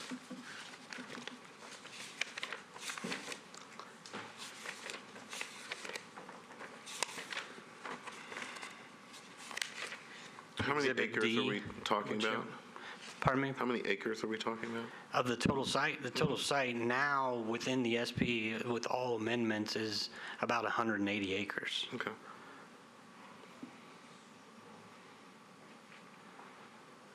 So Exhibit D is an enlargement of the site plan, but this will do a good job explaining. So Yeah, well, this will at least, and then we can go back to the aerial, if you will. So Whites Creek is at the bottom of the screen, and everything south of that would be where the predominant residential areas are. There are residences on the other side of the hills. Okay. But yeah, so you would cross Whites Creek and then cross the street. The stage is that white rectangle just above the gray area, which represents parking area. Initially, that stage was pushed further towards White Creek and was oriented towards Whites Creek, and then we rotated it, pushed it back into the valley. So how far away is that from Whites Creek, would you say? We measured it. I've measured it before. I can tell you this, that the Whites Creek has a floodway buffer, which I believe is about 100 yards. And so then on the other side would be another 100 yards. So it's somewhere in the 200 to 300 yards. Is there that much floodway on that side of Whites Creek? There's not that much floodway. It's the floodway buffer is what I'm referring to. I'm sorry, I misspoke. It's the floodway buffer is that wide. But it's all very flat. So that's why the floodway buffer is that wide. But I think to answer your question, the stage faces the back towards the woods and the hills, basically no residences in that area. That's why I was turned in that direction. And you may want to go back to the aerial now because you can see that there's very little residences. It's sort of, you might be able to pick them up in the woods as you face back towards the valley, going up towards the mansion. And where is the soundboard? If we could go back to the picture of the stage, or can you tell me, is it the front of the stage, the back of the stage? No, the soundboard is in the front of the stage. So if you it in that picture? No, because it's away from the stage. If you've been to a show or you've been to a Ascend, you'll see that there's a platform usually, and it might be a couple hundred feet from the stage. Again, Mark Oswald may be able to address this better. But it was defined where the soundboard should be to measure the decibel level. So we went through a number of discussions because there's a current sound ordinance in Metro that says it could be this decibel level at the property corners. But we further restricted ourselves and said, no, we're gonna require ourselves to be at a certain decibel level at the soundboard. And so that way we can monitor it, and it's monitored every show.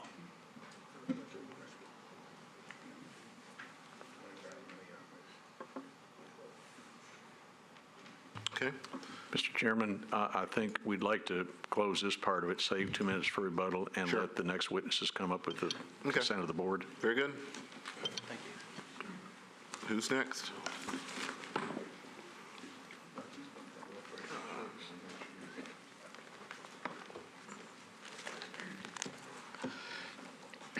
Mr. Lawson, welcome back to the sunny West Room. Don't say back. Mr. Chairman, members, in listening to what is already, is this thing on? I'm loud enough, but there you go. In listening to what has already been presented to you is extremely accurate. We did have those meetings when I was chairman of the Planning Commission. We met with Councilman Hunt at the time, and Mr. Majors and Mr. Thompson, who is since deceased. But and the issues that we were concerned about when we looked at the plan was the orientation of the stage. We were very concerned about noise. We were concerned about the number of what I call professional events, and we were successful in, first of all, moving that stage and relocating it so that it does not project sound out toward Whites Creek Pike, and as it did before. And I ought to know because I live in the neighborhood. I'm about 1,000 feet from Fontanelle. And on certain nights before we had these meetings and discussions, I could hear some performances, which saved me a lot of money. But It was important for the community that we were a part of, that we tried to do everything possible to mitigate sound, to mitigate traffic, which I think this development has more than adequately done, and I can't add a whole lot more to it, other than the fact that we were very lucky to get it to the point that we did, and to satisfy everybody. Well, not everybody. Mr. Chairman, this witness did not identify himself. My apologies. Yes. He knows me. My name is James Lawson. I reside at 3969 Lloyd Road in Whites Creek, Tennessee. And I am retired. So there's no question in your mind that what is there is considered to be a stage shell, in your opinion, and that the types of events that we were shown on the video, in your opinion, are the community events that were described in the planning and the ordinance and everything that you all helped put together? I have no doubt at all. I'm 100% in concurring with those. I've lived it. I see it. I have participated in a lot of the community activities that go on in Fontanelle, and my family and I have certainly enjoyed it. Do we see your property on this aerial view? Yeah, it's possible. If you look in the lower left-hand corner of the slide, you'll see where Whites Creek Pike and Buena Vista meet at that corner. And across from that angled street is the beginning of Lloyd Road. So that's where that black triangle is, kind of? Yes. That little loop, okay. Yeah, I live on that road. I live a little off-screen to that. There was a 16-lot subdivision that Mr. Thompson had approved, and I built the house in one of those lots. Okay, thank you. Any other questions? Okay. Councilman Hunt. Thank you. We're going to let the council member go last. My name is Don Majors. I live at 3937 Lloyd Road, down the street from Mr. Lawson. Been a resident there for 13 and a half years. And I have to echo everything that's been said so far about the fact that these folks made a bent over backwards to meet with the community and to listen to our concerns. And to be honest with you, they'll tell you that I was probably the most vocal opponent to them applying for SP zoning that they had in the neighborhood. But because they came over to what I thought they made the kind of concessions that was necessary to protect the community, then I flipped and became a fan. And I think they've been a great asset to our community. I think they will continue to do so. The big issues were the location of the stage, as they've stated, and traffic. In fact, before their first performance, major performance there at the Fontanelle, they had applied for SP zoning to increase the size of, because originally I think they had a permission for 2,800 people, and they wanted to go to 4,000. I personally went to the Planning Commission when they made application and asked the Planning Commission to deny them getting the permission to raise that limit to 4,000 until they had the first concert, because we in the community wanted to see how the traffic was going to work and how it was going to affect our community. And once that happened, we saw that it was not going to be as big of an issue as we thought it might be. We've been okay ever since. Thank you, Don. My name is Walter Hunt, former Councilman Walter Hunt, District 3. I live at 3616 Trail Hollow Lane, Whites Creek, not far from Fontanelle. But I've been involved in this operation perhaps from the beginning. And I was the one that had to meet with Mr. Lawson and Don Majors, and at first it wasn't that pleasant, But after a while, and everybody understood where everybody was coming from, they became some of my best friends. Of course, I already knew them, but can't get mad at your friends. But I want to say good afternoon to the members of the Board of Zoning Appeal, and I want to thank you for allowing me to speak on the community events. Then the community events is one of the most interesting when I start out because we've had a lot of community events and nothing's been said. It's been pleasant. We've had family events. We've had Frisbee golf out there. We've had the trails, and Farnell's been so kind to the community that it gave up a lot of its own property just to make it work and so that the people have a place to go in terms of walking trails. They do that. It's open 24 hours a day. They walk all the time over there.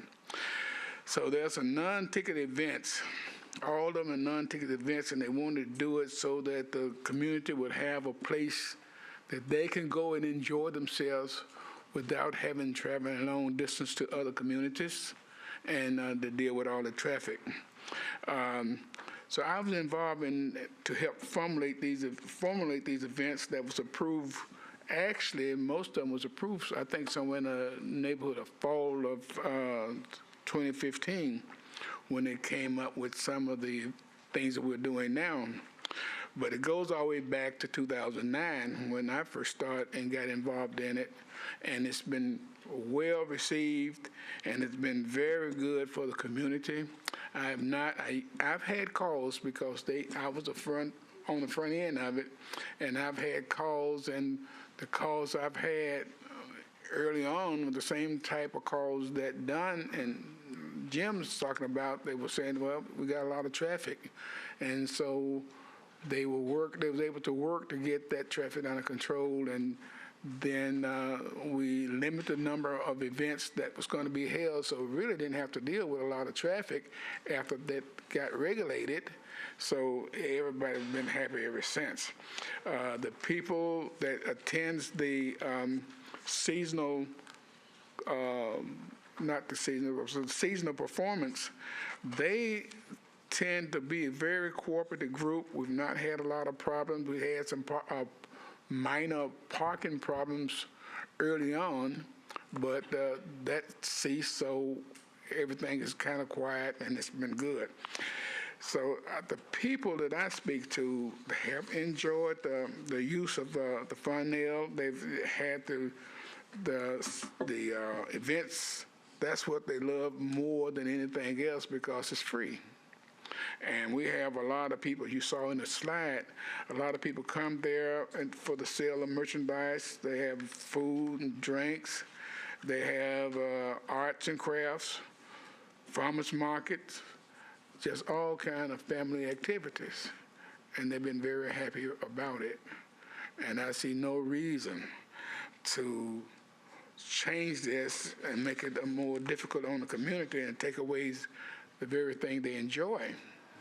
And I know they enjoy it because I get too many calls, so I'll just stop for now and ask that this issue be overturned on behalf of Farnell. Councilman Hunt, we have a question. Yes. You were the councilman for the district when this was put together, is that? Yes. And so, I'll ask you what I asked the former planning commission chair. Based on what you see and how it's used, do you believe that they met the criteria of the conditions that were set in terms of they do have a stage shell and the community events are true community events? Absolutely, because when we first started talking about that and we had the meeting with them, we mentioned that, and that's when we decided, hey, look, let's turn this stage around and put the soft shells on it, and that took care of a lot of the sound right there. Yeah, so it's been very good. And speaking of stage, by the way, they was talking about the XN amphitheater down there. That's a blow-through stage. That's what what stage? A blow-through. Oh, blow-through. Okay. Yes. So and I know that we heard at the very beginning of this hearing our zoning administrator say that kind of out of an abundance of caution and to really let this body decide what was meant, or to better determine what was meant by stage shell, I mean, the two of you were involved in the process. Right. I know when I first saw this case and I Googled stage shell, I was thinking Hollywood Bowl, big, seashell. And I tell you, there were hundreds and hundreds, if not thousands of examples. And I don't think anybody would say that what's built doesn't belong, because there's just such a variety of things that are considered stage shells. But in your opinion, since you were involved in the planning of it, again, it just seems, because you've already answered the question, but it does seem this does meet the criteria that you all negotiated, and in your opinion, this is a stage shell. Yeah, it definitely does, because the fact of it is, and I've read through the whole thing when we was putting it together, there is no real definition as to what a soft shell stage is. And so putting the material around it actually serves as a soft shell stage. I might add that also they met the sound decibel minimum requirements. So actually, they're not in violation of the sound decibel requirements. So regardless of what type of stage is there, it's doing the job. Okay. And you're saying, and you all are neighbors, and saying that you don't have the sound you don't have issues with sound, because you testified that you don't. No, certainly don't have issues with the sound. Sleep like a baby when it's heavy. Any other questions? Okay, Mr. White, please come back. Next, the person who testifies, Mr. Brian Bowes. Okay, and thank you all for being here. You're welcome.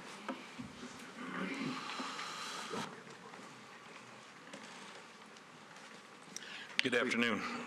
My name is Brian Bowes. I reside at 2621 Houston Lane in Whites Creek, Tennessee, which is visible on the map. It is just north of Fontenelle's property.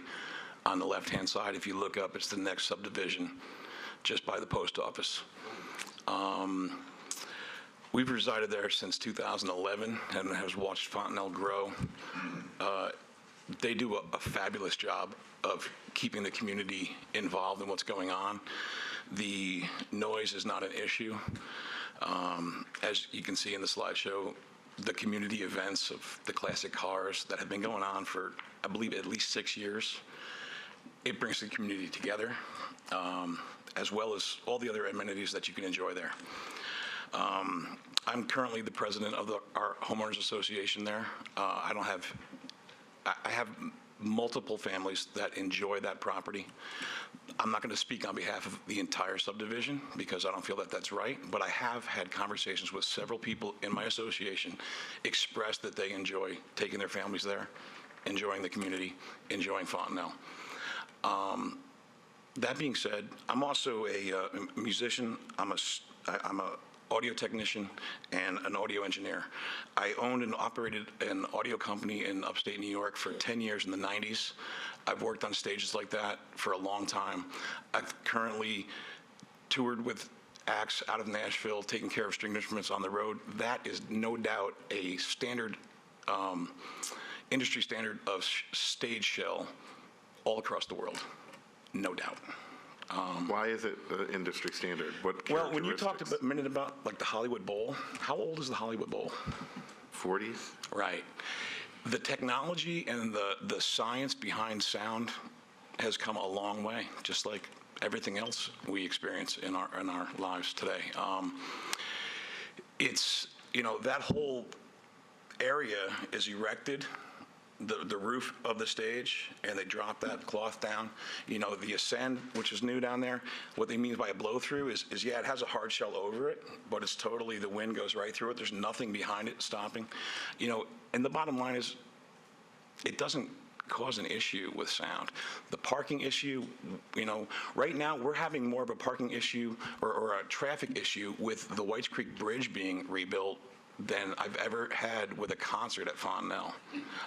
They opened up a south field to bring people in off of Whites Creek Pike long before you even get to the Shell gas station, which has diverted all the traffic to enter the property during the major concerts, which has eliminated all the the traffic issues. They've handed out signs to all the residents for their cars that if there's an issue and a traffic issue, you can show that sign and they'll let you through so you can get to your house. There's really not much else I can say about it.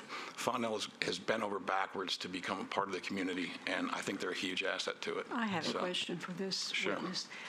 If I bought a home in Whites Creek, I think I may have a different perception of what I would find in the neighborhood than if I bought a condo downtown near Ascend. You've said this is industry standard around the world, was your word, I believe. Is it the industry standard in a rural area? Have you been to other concerts in a rural area like this one? I've worked in any kind of concert you can possibly imagine. And your statement still stands that My it's statement still industry stands. standard? The difference between those seasonal concerts and their 45-seat theater out in the woods that faces away from the residential community is completely different than the little bit of music you might hear on the small stage that they presented in that slideshow for 100 people with a classic car show, or any other event that they might have where the music really is just an afterthought of entertainment. I sometimes hear more ruckus from my neighbor playing music on their back patio than I do from this concert. Well, we have some letters from the neighbors out there who don't agree with you at all. I just was. People are entitled to their opinions. You know, that's what this is all about. I'll say one more thing. I should be on an airplane right now going to Florida to be with my in-laws. And that probably sounds like a joke if I was to say that, you know, I'd probably do anything to get out of getting on an airplane and go spend 5 days with my in-laws. But I would rather be with them than anyone in this room right now. And I delayed that flight purposely so I could be here and express my opinion about how I feel about my own community. So I'll leave you with that. We appreciate that and you being here. Yeah, and especially because, you know, part of, as we heard earlier, is the challenge that we have is the understanding what is a stage shell. And as I said earlier, I have a mental image, you know, of Hollywood Bowl from Bugs Bunny, whatever else you're thinking about. I mean, that's just what you think about. I understand that. But it's, you know, and I think you're right. It's probably close to 100 years old, and the technology's changed. And I appreciate you pointing that out, and you know, and delaying your trip so that we had a better understanding of the impact of technology on what we might have thought of as. And like I said, Googling it, you're going to more often find something that looks like what you're talking about than the hard shell anyway, which was the revelation to me when I did that today. Absolutely. I mean, technology changes. But I appreciate it. The structures themselves are you know, somewhat temporary and they're dismantleable as opposed to a rigid structure that's going to stay there.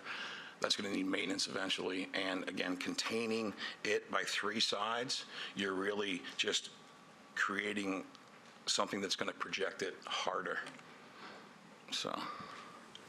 I have a question regarding something I think I read was that this blow-through mesh shell allows 30% of the sound to go out the back.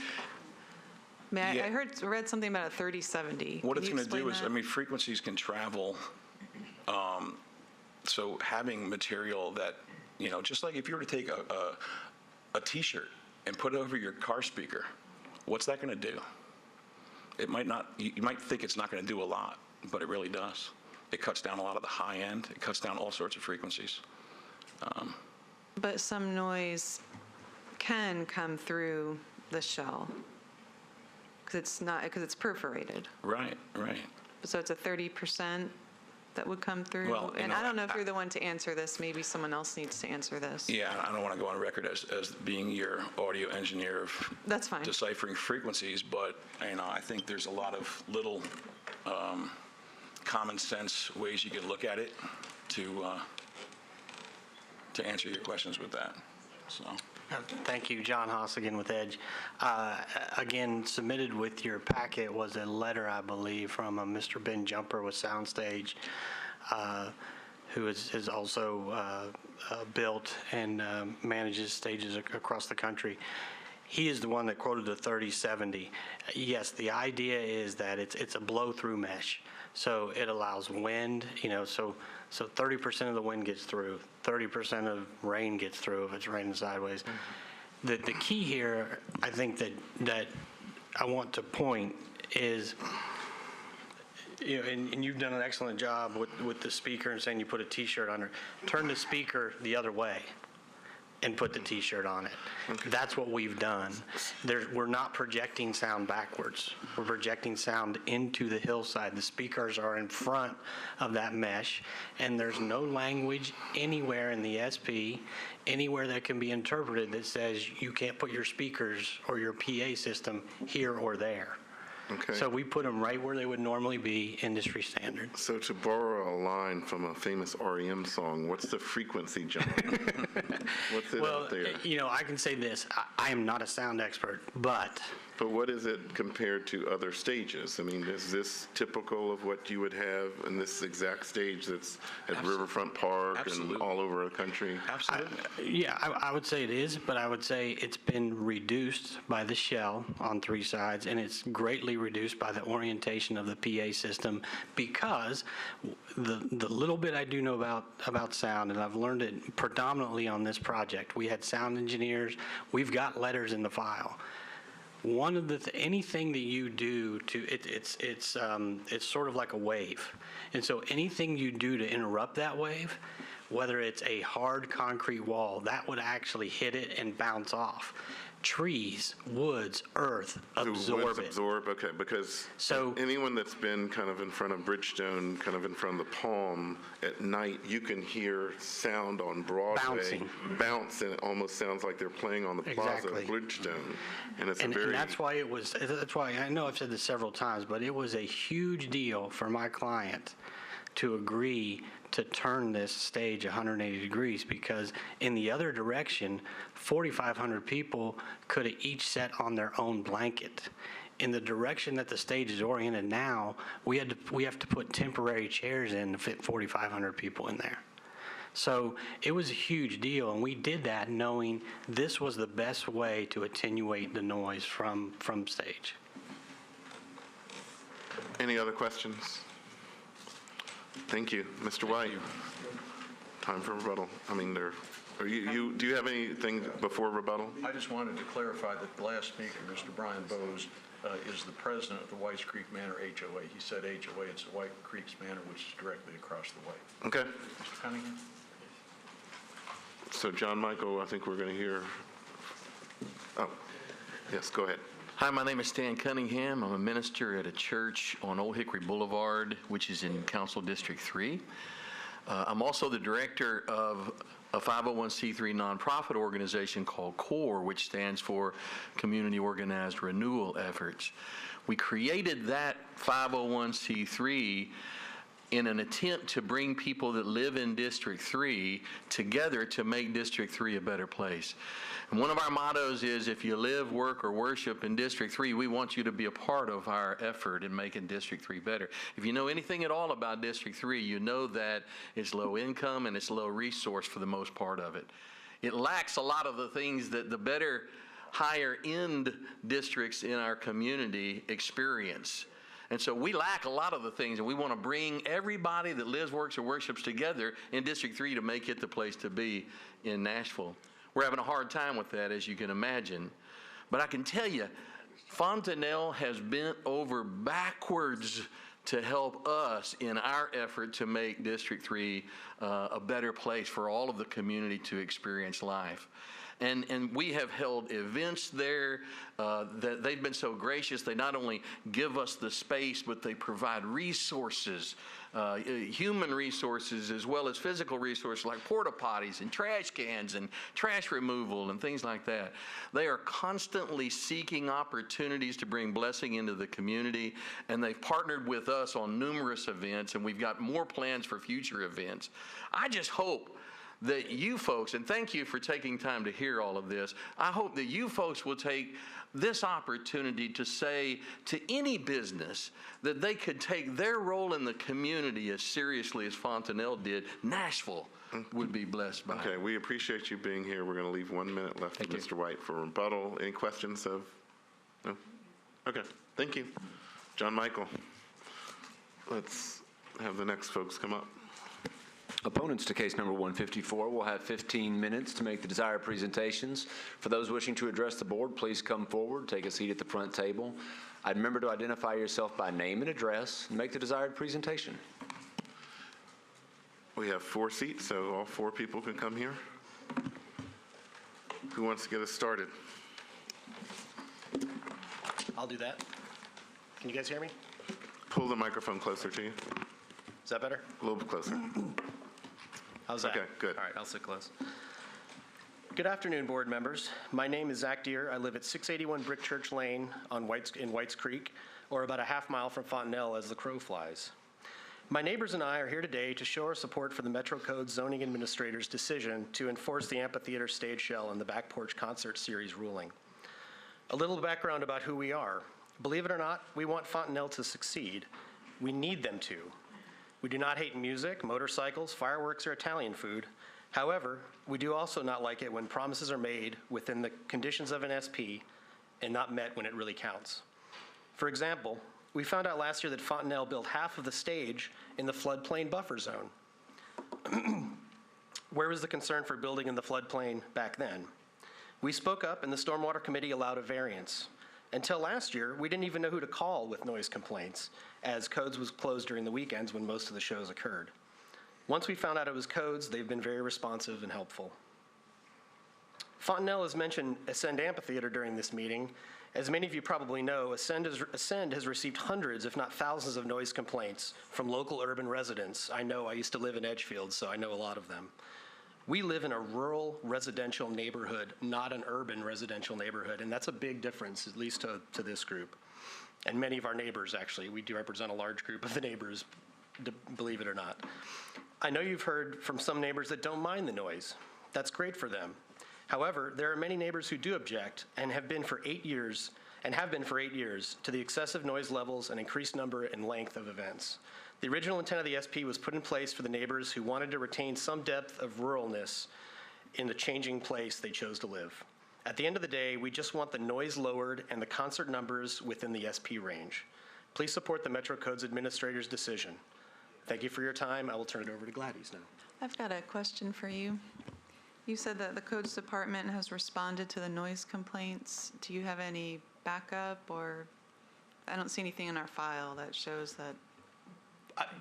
In my opinion, this is why we're here, basically, is that the Codes Administrator is making a decision about the stage shell, and then therefore we're here to basically Well, how say that we many agree. complaints has Codes responded to? I don't know if you all can, many or?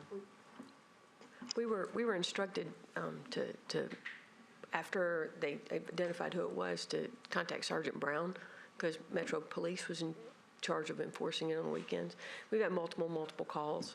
I've made many personal calls over the years to people that I know down there. Hey, it's a little loud. Can you guys turn it down? Those kind of things. It's been for 6 or 8 years. Yeah, it's continual. And ma'am, if you could identify yourself for our record, please. Sorry, I'm Angela Williams. Please press the button. Sorry about that. I'm Angela Williams. I live at 7203 Old Hickory Boulevard on a 230-year historic farm.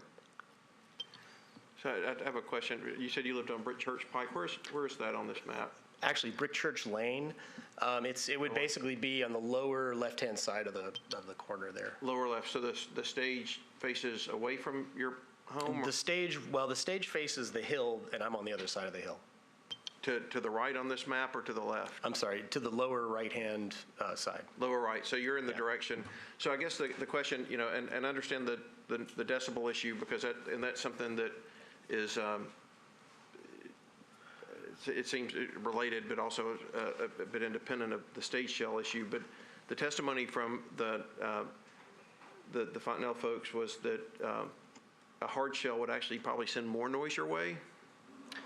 How do you respond to that? I mean, it seems like noise physics and it makes sense, but how would you respond to that?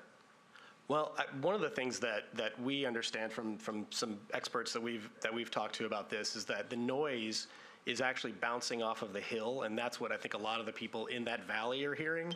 And so, I mean, I know that trees are supposed to suck up that noise, but that doesn't seem to be happening. I do hear the concerts. Well, and I guess my point is that the question at hand is a stage shell, and what I hear you say is that the stage shell may not have very much impact on the noise that you hear.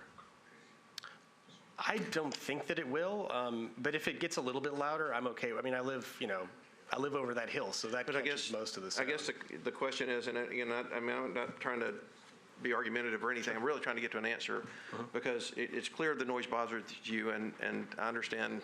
I'm 4 or 5 miles from the fairgrounds, and I can tell you every car that goes around that track. You wouldn't think that my house would hear it, but it does, and it's just part of living in the city. But and I understand about wanting to, the rural desires too.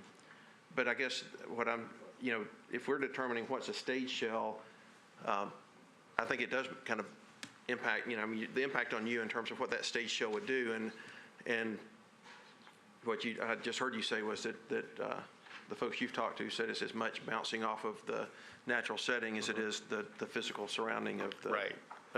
That's the way I understand it. I'm not a sound engineer. But if I could speak to that, my name is George Ewing. I live at 4601 Whites Creek Pike. Thank you all for being here, and thank you for your time. I would rather not be here. I'd rather be concurring with this process, but I'm here. As far as I'm not an audio engineer. As far as the dissemination of the sound waves coming from an amplified stage, without focusing or projecting the stage shell, you're getting what you hear blow through, or the 70-30, or however those numbers work out. I think an understanding that we've had from the people that we talk to is the idea of a stage shell, a 3-sided barrier for the sound. There were some arguments from Mr. White that it would amplify the sound, or that it would then be louder. But the sound is supposed to be limited at the board in front of that stage shell at 96 decibels or below. So the idea that you contain or project the sound at the point that you're measuring it, I don't see that it's getting louder. If you're projecting it up that valley using a stage shell to contain that dissemination, then you're going into the trees and you're going into the hills, which in my mind are going to deflect it. Now, that may be unpredictable. Some people may start hearing it if you change the requirements of a stage shell, but the idea that it would make it worse across the board, or that it wouldn't change it, is not one that resonates with me. Not pun intended. I'm Gladys Herring, 609 Cherry Grove Point, Whites Creek, Tennessee. And I'm here not only to represent myself, but my neighbors who could not take off from work. Mr. Lawson and Mr. Mason and some of the others who just talked to you about how the noise doesn't bother them and everything is just fine. Well, they live further away than we do. We are directly, my subdivision begins about 500 feet from Fontanelle. We're directly across the street.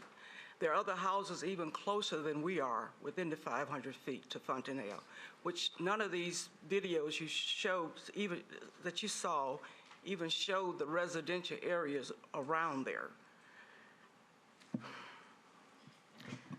My husband and I, a lot of times when we are there on our property and these concerts are going on, be they the back street or the community or whatever, the noise is so loud and intrusive that oftentimes we would just leave our property and go to another side of town, even an urban area, that is much quieter.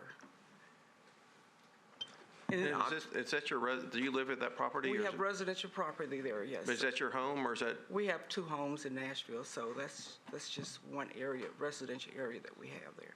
Okay. Is it your permanent? Do you live there full time, or is that which is your? Well, I'm over there quite a bit because I do a lot. I think the question was, do you live there?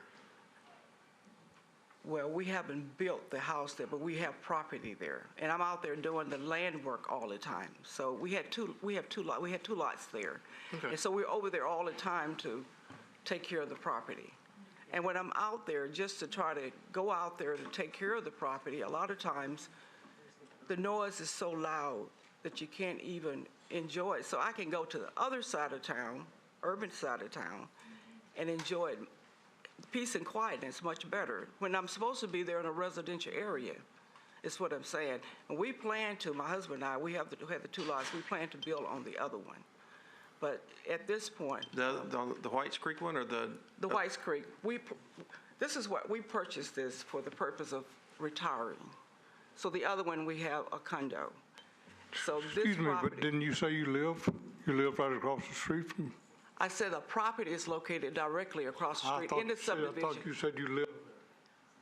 No, sir, our subdivision, the property that we own is in the subdivision right directly across the street from Fontanelle.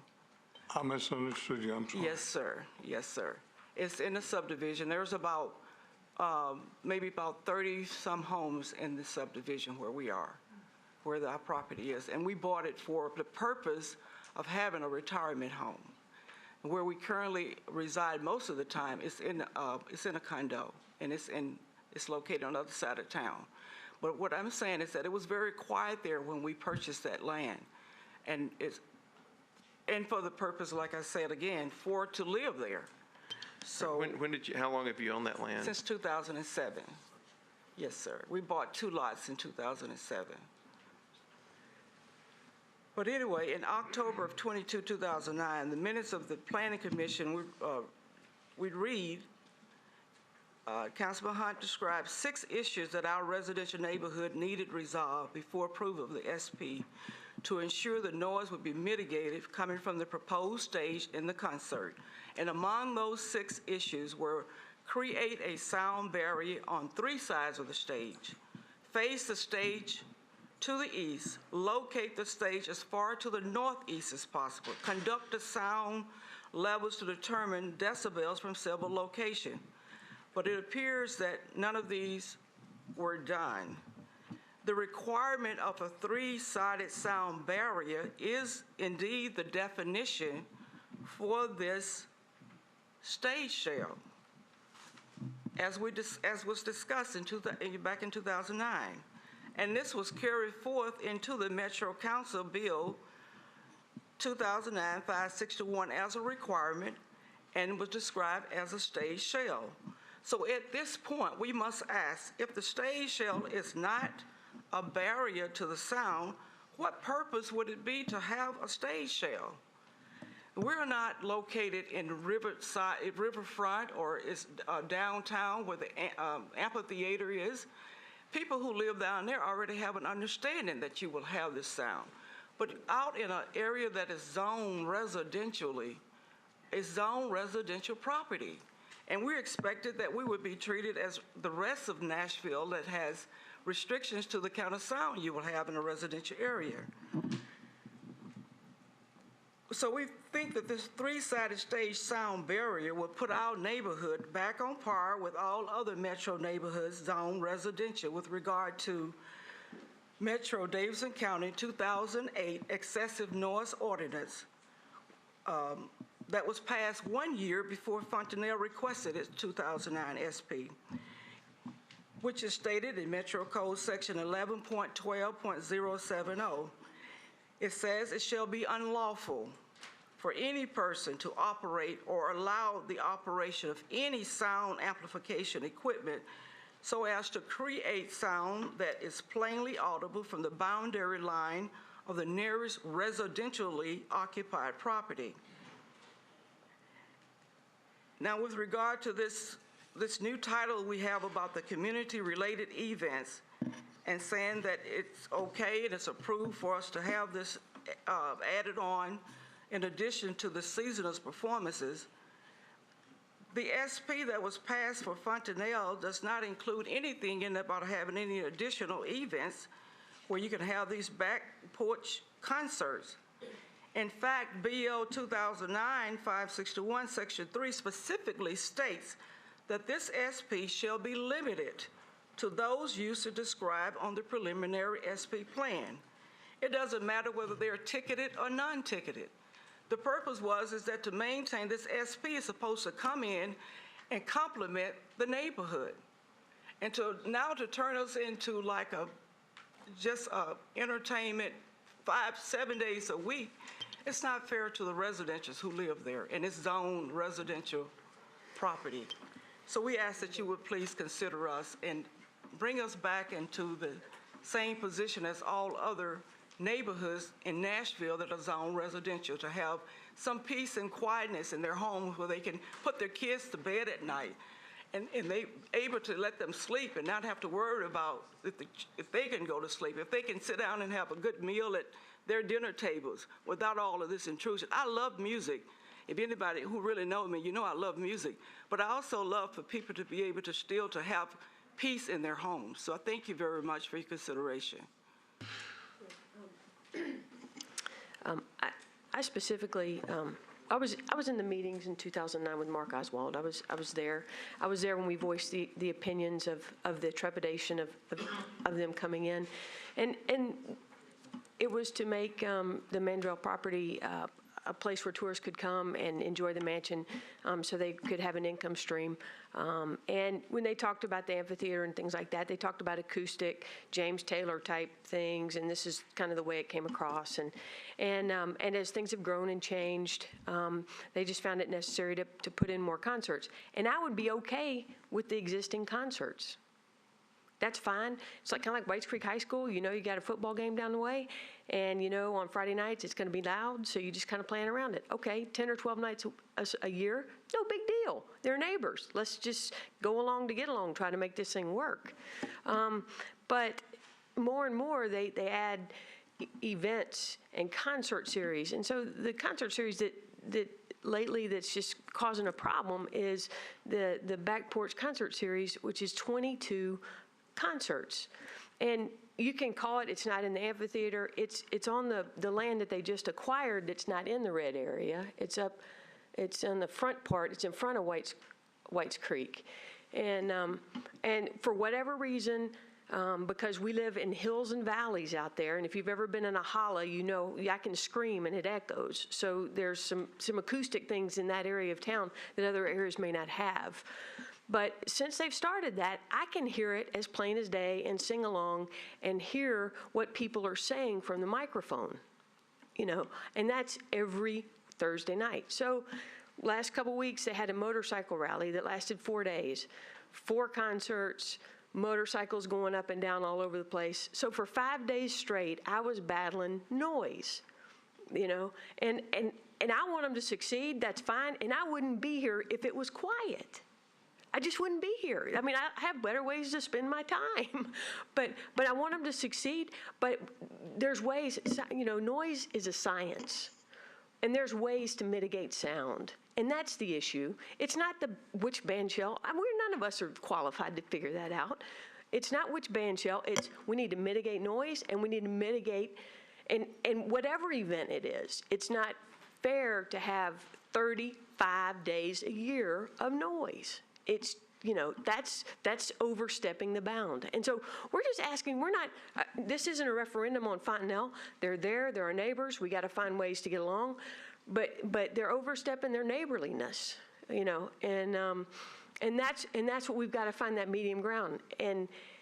But it's not acceptable because, you know, 5 days of straight noise and was that a community event? Was a motorcycle rally a community event?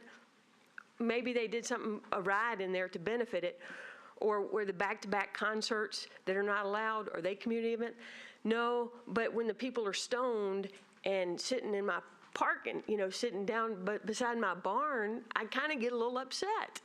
So, you know, it's, and we can work through this, but it's too much, and it just keeps its creep. And if it was just the 12 events, not a problem.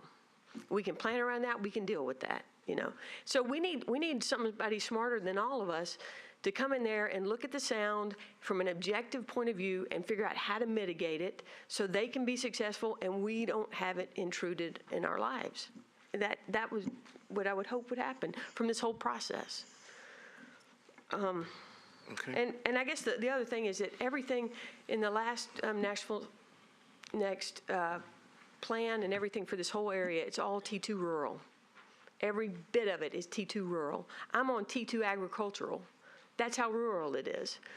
So we live in the district, the general services district, and we give up lots of things in town to live there for the trade-off in the lifestyle. And where, tell me, I'm sorry to interrupt you, where's your property in You see relation? Old Hickory Boulevard up there? That holla that the Mandrell home is juts off to the left, and I'm up there on Old Hickory Boulevard. I'm on Old Hickory Boulevard before you get to Whites Creek High. So on here, you're at the top of this map, to I'm the left or the right? Northeast, top right. Top right. Yeah, and I can hear the words, people, you know. So it's the hollows up there, and you know, and they want to. It started out just the summer months. Now we're April to October, and it just keeps. I mean, it's just drift, and we just need to come up with a solution. That's all. Any other questions? Okay. What else do you have to add? I just hadn't taken an opportunity to speak. I'm probably going to run over. Oh, yeah, I'll of try and course. make it quick as I can. I just Yes, you interjected have on 2 the minutes earlier and topic. 36 seconds. Let me speed it up. Thank you again. The base zoning here, as Angela mentioned, is residential, natural conservation. The plan for the area is T2 rural. The rural preservation tenets of the community plan and the potential for detriment to the threatened Whites Creek Rural Historic District, which is Nashville's only rural historic district, were reasons to restrict the impact of Fond du Lac to adapting these existing structures and preserving the mansion. I don't need to quote code on the why SPs exist to respect the unique character or charm of abutting neighborhoods and the larger community in which properties are located. But whether the zoning administrator is interpreting this stage shell or these community events as concerts has nothing to do with how much I love music. I'm not misanthropic. I'm not anti-philanthropic. I like the community events. I love being where I am. I'm on 10 acres. It's fantastic. I'm just north of Old Hickory Boulevard there. The issue, I believe, falls down to that there was wording, there was definition of what they have there in the planning department notes from 2009, where the stage was described, quote, permanent improvements will be limited to a platform stage with overhead cover and minimal lighting, unquote. That's not the definition that ended up in the ordinance. The ordinance says stage shell. And we could talk about, I thought of Hollywood Bowl as well. We can talk about what that might mean. But the three-sided sound barrier, it seems to me that this wasn't deliberately listed in the ordinance as a platform stage with overhead covering and minimal lighting. It was listed as a stage shell. I have no issue with the charitable events. I have no issue with the community events. But what I feel like has happened is that Fond du Lac has opened a second seasonal performance venue and end run or subverted the restrictions on the amphitheater. If we want to find solutions, if they want to unplug it, they want to make it acoustic, that kind of thing, those are conversations that can happen. But opening a second seasonal performance venue for every Thursday weeknight and having a concert series that's amplified, I'm sure, we did see a lovely video, children, and I mean, that community event stuff is great. But the stage was built incorrectly in the floodplain. It was even oriented incorrectly. We've been to the Stormwater Management Committee about the way, the orientation of how the stage was built. So, I mean, these acoustic considerations are real. District 3 is very diverse. Whites Creek does not represent all of District 3. What Whites Creek has is the rural community. It's the lifestyle draw for what Fond du Lac markets. The trees, the hills, the water, it's the lungs of Nashville. I'd like to keep it that way, and this further impact and this end run around the SP restrictions, I really support the zoning administrator's interpretation of the stage shell as a sound barrier. Can we add, I know we're out of time, can we add a minute to both sides? Yeah, one more minute. And we'll give Mr. White a minute too. Is that acceptable to the board? Okay. Proceed. You have more minute. Where was I? Can I ask you a question? You were talking about the lungs of Nashville. I'll ask you a question, and this Yes. won't count against your time. Please. When did the Thursday night event start? What year was I that? believe that was this spring. So, I mean, the years of cruise-ins, of community events, not an issue. Like, I don't, it's a second seasonal performance venue amplified outside, whether it's ticketed or not, that I hear from my own back porch. I didn't get that clear answer. When did it I'm start? sorry. This year. Okay, This year. So like I said, the drive-ins and whatnot that have been happening for years, it's great. I've been to concerts at Fond du Lac. I've had a great time. But the back porch concert series is new this year. And I counted 22 Thursdays in the window of dates that their signage on their property delineates. The CMA Fest photo, outdoor festivals, things like that. CMA Fest happens downtown. It's once a year. Other outdoor festivals, Bonnery, things like that, very, very constrained in their window of time. This is all summer long, and the community has worked with the planning department, with council, and with codes to come up with these restrictions of which days and are not back-to-back events and things like that, not weekdays. And the Back Porch Concert Series just subverts that entirely, just goes around it.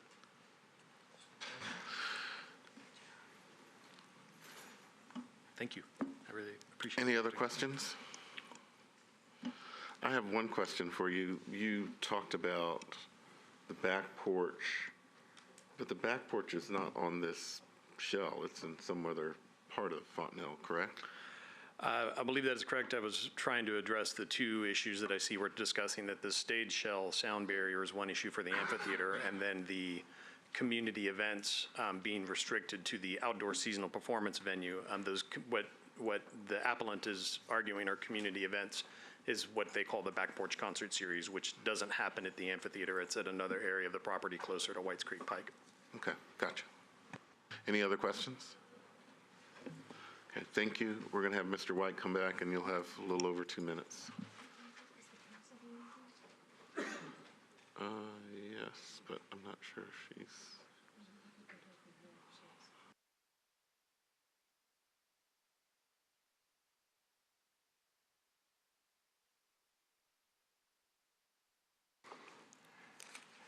Good afternoon. I'm Mark Oswald, co-owner of Fontenelle. We've owned it since 2001 and opened it up to the public in 2009.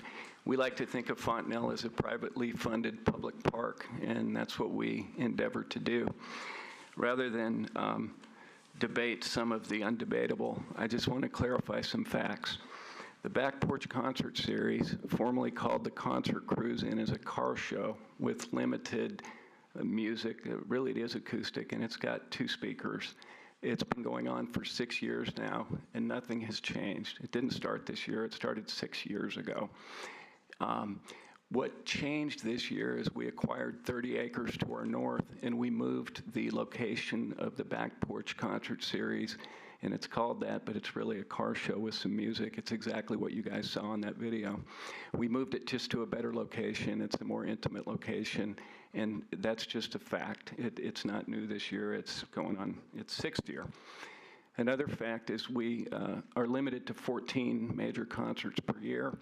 We've never done 14. The most we've ever done is 12. Last year we did 8. This year we have 6. I want to clarify, this year we will do 6 major ticketed concerts in the amphitheater at Fontenelle. 6. In terms of community events, we do them as many as we can, and we're proud of our community events, and they really range from 5K fatherhood runs to a number of small, medium, and large. And large might be 1,000 people for a field day. We do school field days. It's endless. In the last 2 years, including this year and last year, basically, we've done 170 community events. And I define those as events that are open to the public, to the community. I would say 90% of them are free. And the ones that are charged might be our dueling pianos night in the winery, where it's $10 at the door, and we give that money to the piano players. That would be how we would charge at a community event. We've done 27 charitable events in the last 2 years, and I guess I blew through that time. Our time's up. Any questions for the applicant? I have a question for Mr. White. The point about the shell is what I think we're talking about with the zoning administrator's item A appeal, but all this back porch stuff came up, which I guess is relevant as to the number of events that they're trying Correct. to say. Can you address that? Yes, there are 2 issues, as indicated, and the zoning administrator felt, as he said, they should come before this board for an interpretation, not with some adamant position one way or the other. The first one, Mr. Ewing, has to do with the stage shell. That's the language. It says stage shell. The people that are in opposition want it to be a hard stage shell, which not only is not required, but would amplify the noise, as you've heard here today. The second issue is community-related events. Under the SP, community-related events are unlimited in number, period. There's not the requirement of a 14 max as you've got for the major events in the back. Community-related events can be unlimited, and basically, as has been testified, and everyone can discuss what they'd like to, but here's what the ordinance reads. Community-related events means special, non-ticketed community-related events, such as, but not limited to, fall fairs, farmers markets, school-related activities, arts and crafts sales, etc. That's exactly what they're doing on the community-related events. They're unlimited in number. And to be perfectly candid, what the adversaries are advocating is that every one of those be counted against the 14, so that basically it shuts it down. So no matter how pure they may say the motive is, that's what the goal is. And I just have to comment for the record, as this board has heard, everyone is to come here and be very candid with where they come from, where they live, and where they reside, how they're affected. And I'll comment that the one individual was asked by one of the board members about, do you live on that property? The answer is absolutely not. That individual lives at 704 New Providence Lane, which is 7 miles away in a condo. Unimproved property is what's located and was acquired there in 2008, unimproved property. And to come here before the board and make some insinuation that they live over there, I think is not appropriate. There was another individual who testified they were basically to the north and off the map. I don't question that.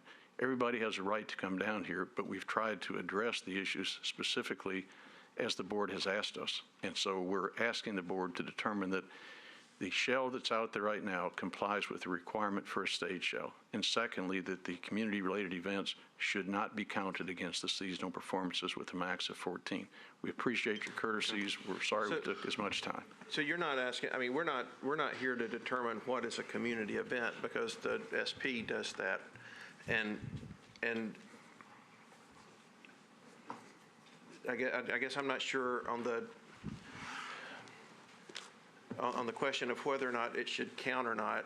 Wouldn't the SP determine that too? I guess when I looked back on my agenda, I just see the item A for the stage shell, and then I see in the reference material it talks about this Thursday event or special event thing. So I'm not sure exactly, and I know we talked about it, deciding the two different issues, but I think what happened, Mr. Taylor, was initially a request was made about the stage show.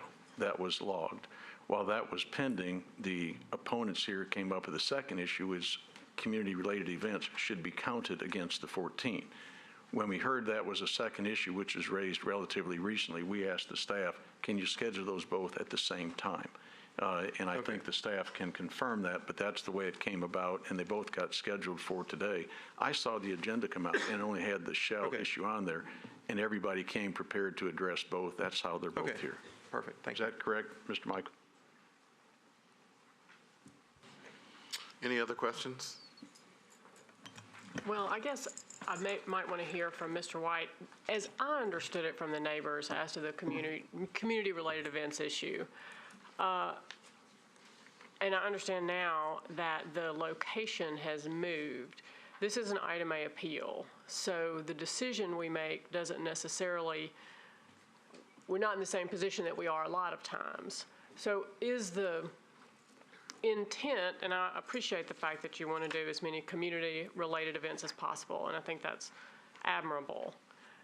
I do believe there were concerns, though, about noise related with those community events, if that's what we're going to call them. And could you briefly just address that?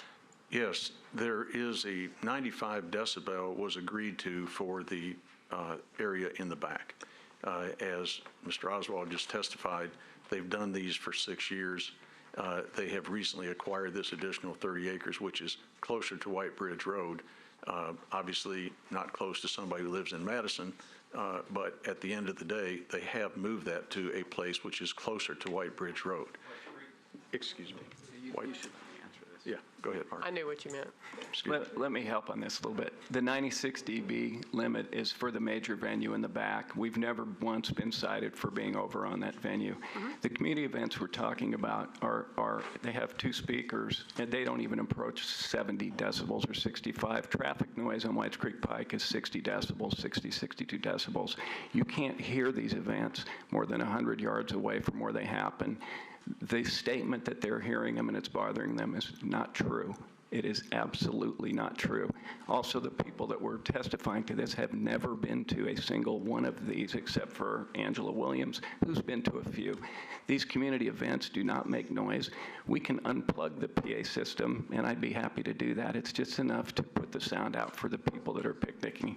To commingle a 96 dB concert into a small little community picking session it's like Leaper's Fork. It would be like Leaper's Fork. I don't want to, that's not what I'm suggesting. Okay, but I think Tom got a little confused on that. That 96 dB limit has nothing to do with our community events. It's just for the amphitheater. The community events don't generate anything close to that. Think Puckett's grocery store. It's identical. It's just like Puckett's. So and Tom, I think this is maybe a question, well, for either of you, but maybe for, on the community events in terms of whether they count, what in the SP suggests that they shouldn't count specifically? And you may have already said it, remind me again. The community-related events have been allowed since the SP was enacted in 2009. And as Mr. Oswald said, they've had those for 6 years. In 2016, they requested that there be a definition given to them. And the definition given is what I've read to you. Right. Non-ticketed. They mean to sell it free to the public, non-ticketed. So the fact that it's assumed that the major events are ticketed and these are non-ticketed is the distinction, and that in itself, by giving it two definitions, is what you're saying they don't count because they define them separately? That's absolutely correct. Okay, I just want to make sure I understood your argument. There's two definitions. The seasonal one is the first one with the limit of 14. Okay. The second is the community-related, which is a totally distinct category without limitation in number, but the clear distinction is non-ticketed. Okay. As I just read, which we are. Great. All right, thanks. Any other questions? Okay. John Michael. Mr. Chairman, as you've heard from the appellants at this point and the opponents as well, I would note that the council member, Brenda Haywood, is present and wishes to address the board on the matter as well. Councilman Haywood, welcome to the BZA. Thanks for being so patient and representing this district. So what do you have to say about this particular case? Thank you. Well, first of all, my name is Brenda Harris Haywood, and I am the councilperson for District 3, and I appreciate the work that you all are doing and having us here this evening. First of all, I am no expert when it comes to the noise or the engineering or anything of that nature, but I can tell you what I view as my role. I am here to be the voice of my community, my constituents. And in my community, as I think about Fontanelle, and when I took office, even prior to taking office, I researched Fontanelle. I had Fontanelle under a microscope unequivocally. And in doing so, I had petitions signed to let me know, are you for Fontanelle? Do you object what's being done down there? How do you feel? I had surveys done. And the reoccurring theme, there were 4 to possibly 6 people that consistently, continuously had problems with Fontanelle. And there were numerous people that felt like they were a total asset to the community. I have attended every sampling of events that they have down there. I have made sure that they comply with the type of zoning that they have. That has been something that I have made sure that they were always responsible and accountable. I have taken into consideration the emails that I have gotten. I have looked into every concern that the 4 to 6 people have had from the beginning, from the inception of me taking office until this day. I'm really not sure what the motivating factor is, but I can tell you as the councilperson for District 3 that Fontanelle is very responsible. They are accountable. They are reliable as to what I've asked them to do. And I think they're just very, very good neighbors, and I just appreciate how they have embraced the community. As far as the shell, I feel like I could probably construct a shell.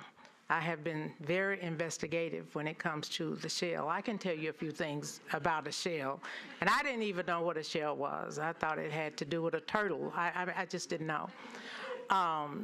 Beyond that, when the articulation about the community events I had attended, I was probably somewhere in that video that was shown today. I was a little disappointed you didn't see my face, but no, I'm just teasing.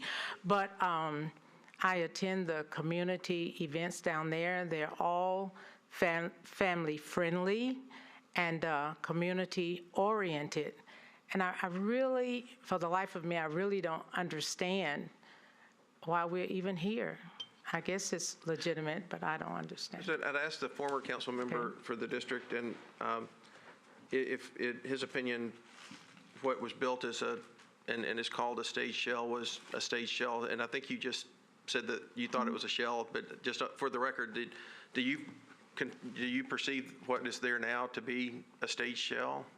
From all of my investigation and talking to the masters, the people with the expertise, absolutely. Yeah, I do. I want to ask a question, if I may. Okay. You said like 4 or 5 that were complaining. Well, we have at least 10 letters saying things like that the SB has not been complied with, and the Thursday night noise that goes on till 10 and 10:30, and people have to go to work the next day. A lot of your constituents have written to us saying they really have problems with the sound out there. And I know you've probably heard more than we'll ever hear. But there does appear to be some real issues there. Well, I can share this with you. You have 10, maybe a few more. Well, I have, I can't even tell you the number that I have that are in favor of. And I could actually share that with you. But when I ask the opponents, the people that oppose the things that they oppose there, one asked me, well, what would it take for you not to even be supportive of Fontanelle? I said, well, take my constituents. That's what it takes. And at that point, one particular person had a petition signed, and many of the signees were from all over the United States and beyond the borders of the United States, and I have that in my possession. So what I'm saying, for that 10 that you have, I have an innumerable amount of letters and emails and signees that are in favor of what's going on. But even more than that, I would like to articulate that from everything that I have investigated, and what I can report to you is they're in compliance. So as a representative of this district, I mean, when I grew up in Nashville, I thought of Fontanelle, I thought of Country Music Hall of Famer Barbara Mandrell's home. But now there's this and other events that go out there. How big a part of this amphitheater is Fontanelle, and kind of, do people, when they think of Fontanelle, do they think of the amphitheater, or what do they think about? I think when they think of Fontanelle, it's kind of like Elder Stan said, which is the outreach community person that heads up CORE at Northside Church of Christ. I think of it as being a community-friendly, I look at it as the nugget in Whites Creek, somewhere where people can go and befriend each other and hang out and just have a good time. It's just the local place that we just fellowship. For instance, Fontanelle is in the process of sponsoring the Parkwood, a group of young men that definitely are in need of help. And they are sponsoring a softball team that's not in town right now because they're playing in the World Series. The coach called and said, "We're doing well, Council Lady Haywood, but I need you to ask Fontanelle to sponsor a banquet for us in their venue there." So they don't know it, but I will be asking them to sponsor. Maybe I can just serve notice at this time that the coach asked me. And there's no doubt in my mind, and I've asked several other businesses in my community to help out, and one business said, "Well, I don't know how many ways I can tell you, but I don't do that."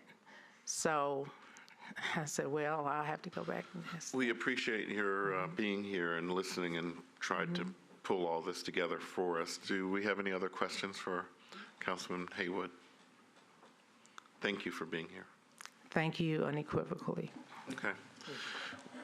We are going to close the public hearing and talk about this discussion. And remember, this is an item A appeal, so we either affirm or overturn the zoning administrator. Yeah, I mean, I think we should probably address the issue separately, and the first is, is this a stage show or not? And to me, and I appreciate it being raised in terms of, and I think when we heard early on was, not 100% sure what council meant, but wanted to bring it to the group. And what we heard from the person in charge of the Planning Commission, who was responsible for helping negotiate the conditions, and the council member of the district who was the council member at the time it happened, and the current council member of the district, they all consider it to be a stage shell. The only, musicians that we had testify said it was a stage shell, and we had no hard evidence from anybody saying it wasn't a stage shell. I mentioned earlier, I Googled stage shell, and this, just because I didn't, seriously, how do you know if it's not defined? And it's not, and there's no doubt in my mind that what is currently there would fit in nicely into the thousands, if not, or hundreds, if not thousands of pictures of what a stage shell is. So to me, there's no doubt that this is a stage shell, and I'm happy to vote to overturn that decision unless you all have something else you'd like to say about that. Do you want to make a motion? Well, on that piece of it, I will say that that I move that we overturn the zoning administrator's interpretation of the term stage shell in the applicable SP ordinance, because what is he erred. Well, he erred on the side of caution, but on further evidence, it was determined that what is currently at Fontanelle does meet the definition, as we understand it, of stage shell. Okay. Second. Motion's been made and properly seconded. Any discussion? I want to add,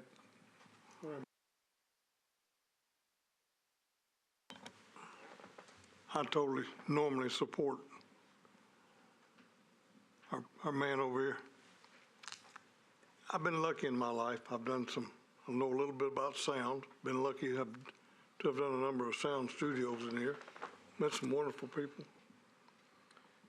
And I do know a little bit about the stage shell.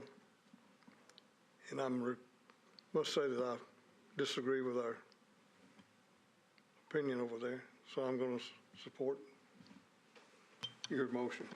I probably should have had you talk earlier. Our cool cat. So any other discussion? Seeing none, all those in favor of the motion signify by saying aye. Aye. Opposed? Passes 7-0. David, did you have something else to add? No, I mean, I think the second question is whether or not the community events should count as the major events in that total. And, I guess, I'm very empathetic to people who have noise issues. I mentioned in the comments that, I hear every race on the fairgrounds racetrack, and I'm so far away from it, you would never imagine that you could hear it, but it is one of those things that bounces just right, and, you just know where they are on the track at my house. I get that, but it feels like it's a little bit of a separate issue, and maybe some of the legal minds might have a better sense on that particular question. Yeah, to me, the bright line was, and this goes back to when it was started, that these are non-ticketed events. They're free, very family-friendly, very different than the kind of larger events on this big stage. Well, and I understand the frustration with how you, we've had many people come with noise issues at different venues, historic home events, other types of things that have come before us, and the neighbors have complained about noise, and there is a general frustration with folks that are impacted by these noise issues about what is the recourse, who do you report it to, and that type of thing. And yet, and they look to us for recourse, but yet when a lot of times the question that we're asked isn't anything really to do with the noise. It has to do with, well, do these events count? And do they not count? And that really doesn't have anything to do with how loud it is. That's a whole separate part, and somebody else has to evaluate whether they're upholding that or not. So, and the same thing kind of with the first question. So I really don't want to discount or say this vote in any way discounts someone's experience or their complaints about noise, but I see it as kind of a different question. How do they get recourse? How do they get their problem solved? John Michael, what's the kind of recourse, whether this or the previously referenced section of the Metropolitan Code of Laws, 11.12.070, has to do with our noise ordinance. It's applied very broadly and generally across the jurisdiction of the metropolitan government. Typically, that's enforced by our Metro Police Department. They are the ones who work 24-hour shifts. The codes inspectors from the Property Standards Division of the Metro Codes Department do not, very pointedly. As a result, these are the people available to take those sorts of complaints, and I think in this case have been the ones taking the complaints with regard to the subject property whenever they arise, although complaints do in fact come into the Metro Codes Department on this and similarly situated uses, whether they be Fontenelle or other outdoor music venues. By and large, 11.12.070 is, I think, almost solely enforced by the Metro Police Department. Does anyone have any thoughts about this section that Mr. Taylor brought up separately? I must admit that I have already forgotten what the administrator's position on this particular issue was, or had he taken one? Mr. Herbert, did you weigh in on what a community event was and the number? To me, the question was, do the events that they're having meet the definition under the SP? And I thought the neighbors raised enough of a question that I thought it should be brought to this board. Okay, there you go. Anyone have a motion?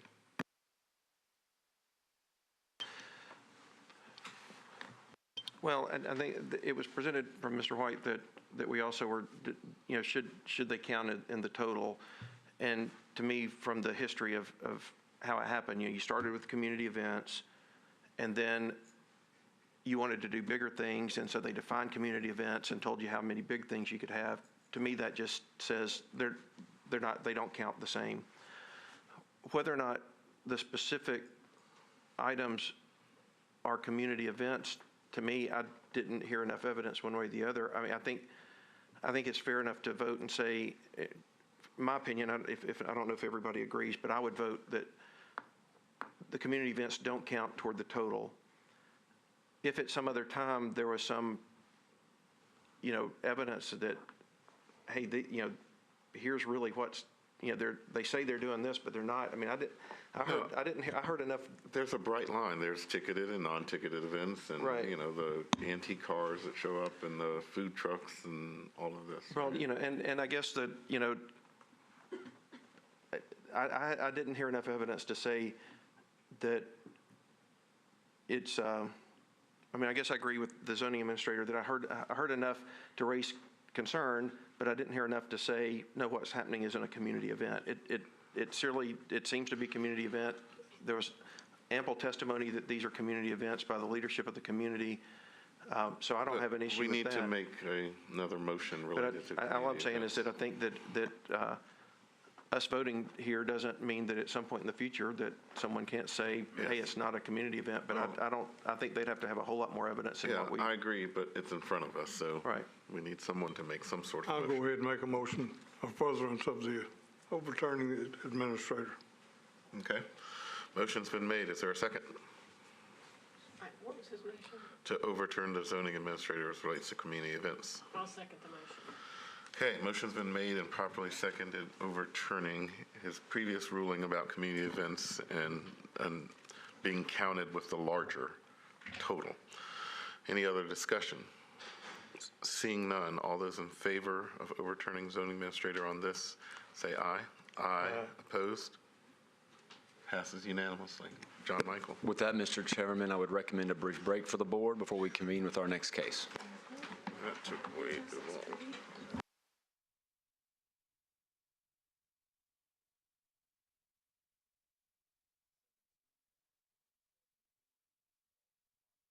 Located at 1732 Glen Echo Road. Stop me if you've heard this before. The case before you is a new case with a new site plan and a new orientation and new request before the board. The similarity is that it is a request for a variance from the street setback requirements in the R10 zoning district to construct 4 single-family residences at the subject property. The site plan submitted with this case, number 171, demonstrates the layout of the 4 proposed residences. The request for setback reductions is from a contextual street setback requirement of 80 feet for both of these lots, down to 40 on one lot and 50 on the second lot. Though somewhat dated, the site plan photos demonstrate the orientation and the structure on the current property, the views up and down the street on the lower portion of this slide, and the view directly across the street on the upper left-hand corner of this slide. Jason Swaggart is the appellant on behalf of this project, Chris Farron, the owner of the property. Is there anyone here in opposition to this case? Seeing no one here technically in opposition, there will be 10 minutes allowed for Mr. Swaggart and other proponents of the case to make their desired presentation to the board with regard to this request. Mr. Swaggart, if you'll come forward, I'll pull up your slides.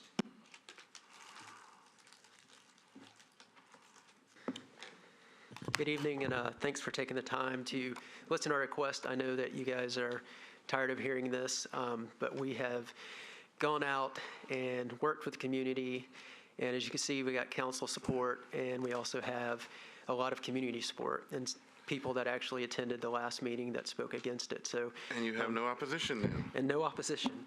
So I'm going to run through this pretty quickly. Are there people beside you that are here in support of this? Raise your hand. Okay, good. Oh. So I'm going to go through this quickly because you guys have heard it before. So again, we're asking for setbacks of 40 and 50 feet.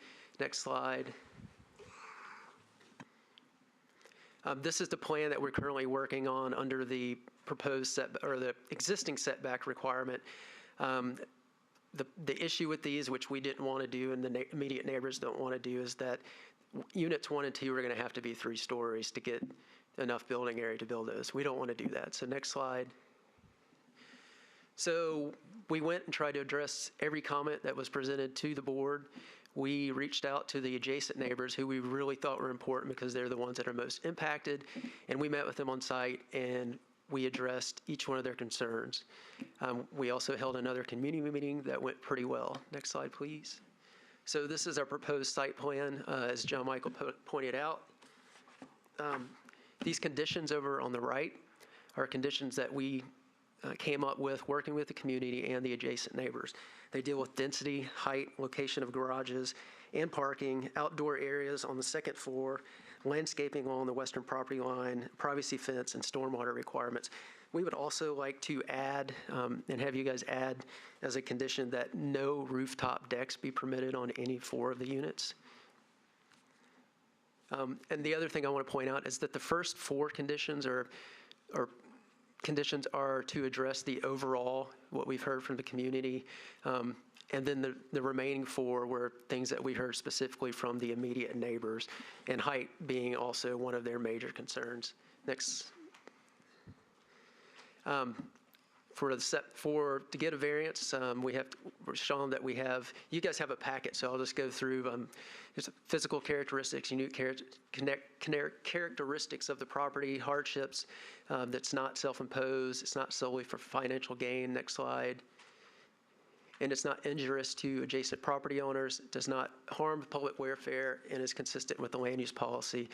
We feel that it meets all these conditions, and with community support, we ask that you please approve our request with the conditions that we have in the packet, with the additional condition that rooftop deck not be permitted. Thank you. Okay, wonderful. Questions for the applicant, and well done to, work with the council person, work with the immediate neighbors. Didn't look so promising in the past, and you have eliminated practically all the opposition and gotten the same people on board. So, persistence and good communication and planning works. So, any questions? Okay, anything else to add? We're going to close the public hearing. Discussion. I'd like to start off by just saying, once again, well done to the applicant for, working on the same piece of property. And really, you're not going to ever please anybody, but this is the most, this proposal has the most support, and even the council person and the neighbors. So this is how it's done. Anyone have a motion? I make a motion that we approve, is it 2 variances? I'm sorry. That we approve the setback variances as requested for the reasons suggested, with all of the conditions listed, including no rooftop decks on any of the 4 properties. Okay, motion's been made. Is there a second? Second. Motion's been made and properly seconded. Any more discussion? Seeing none, all those in favor signify by saying aye. Aye. Opposed? Passes unanimously. Well done. Good luck.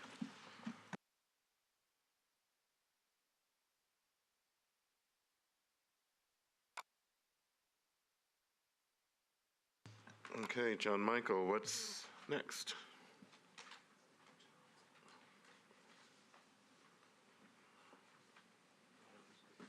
Mr. Chairman, the next case is 2017-172. This involves a property at 308 Arrington Avenue in East Nashville, Council District Number 5.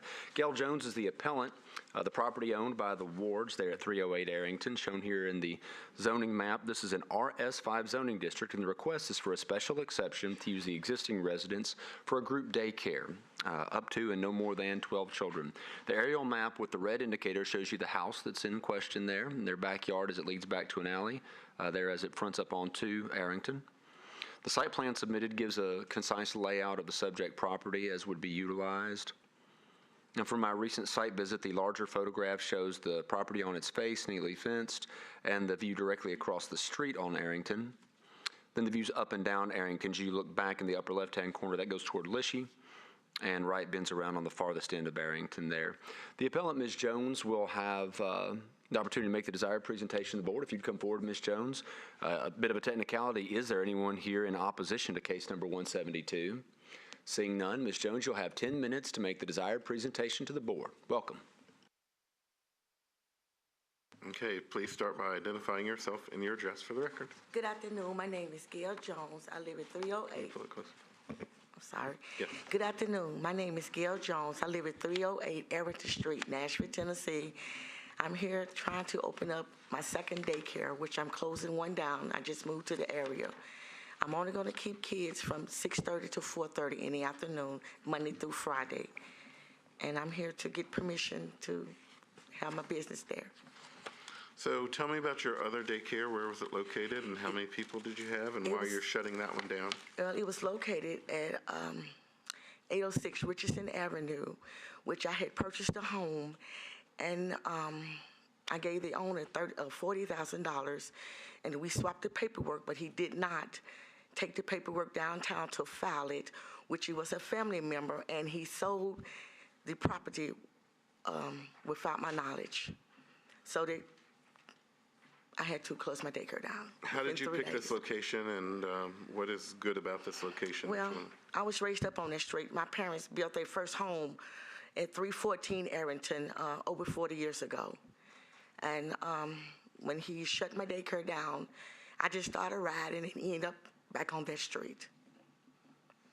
The Planning Commission has recommended that we approve your daycare center, and they recommended that there were some conditions. One is that you have parking consistent with the requirements of the Metro Zoning Code, which I don't know that I know what that means, but we can find that out. But you don't have a sign, and I think that's typical.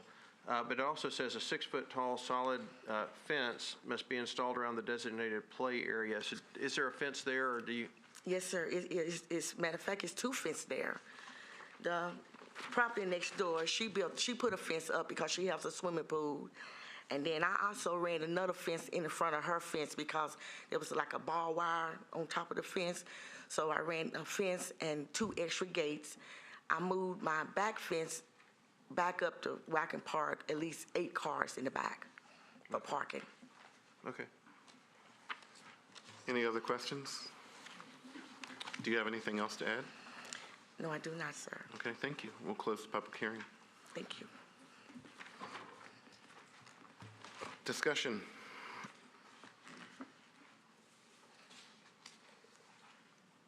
Motions. Yeah, I mean, it seems like if the recommendations of the Planning Commission are met, then I don't have any problem with the daycare center. So I'll make a motion that we approve this special exception with the conditions outlined by the Planning Commission. I'll second. Okay, motion's been made and properly seconded. Any more discussion? Seeing none, all those in favor signify by saying aye. Aye. Opposed? Passes unanimously. Good luck with everything. Work with the Codes Department, get your official papers. Thank you. Thank you. John Michael. Mr. Chairman, the final case that will be presented to the board today is case number 2017-173. This involves the property located at 2223 8th Avenue South on the 8th Avenue South corridor where it intersects with Bradford, an intersection that we've seen come before this board a couple of times in the recent past, but this is a different project. The request is for a special exception from the rear setback requirement, from the street setback requirement on the 8th Avenue side, and from the height restrictions in the CS zoning district for construction of a new grocery, which has only been identified as a grocery. It's just a grocery. You must not read the newspaper. Just a humble government servant, Mr. Ewing. The property shown here in its current condition from the aerial photo has been in place for a number of years, as most of you know from having driven that corridor. Shows the intersection there at 8th and Bradford.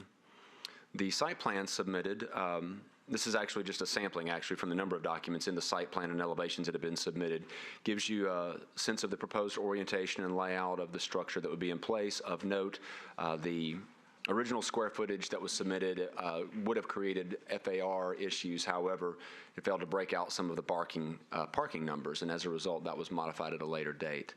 The elevations that have been shown are helpful for your review and consideration of the height restrictions and the special exception sought there too. With that, are there opponents to this case in the audience? Seeing none, the appellants will have 10 minutes to make the desired presentation, along with any of those who wish to speak in support of the project. Just remember to identify yourself by name and address and make the desired presentation. Welcome. Thank you. Good afternoon. My name is Don Kendall. I'm with Development Management Group, 4209 Gallatin Pike, Nashville, Tennessee. I'm serving as the applicant today. I have with me Mike McGuffin. I'm at 6122 Robin Hill Road, and I'm with CHM Development, the developer of the project. We also have the property owner here today. I would like to point out one thing on the property description that was one of the first documents shown. There is another piece of property that is part of this proposal.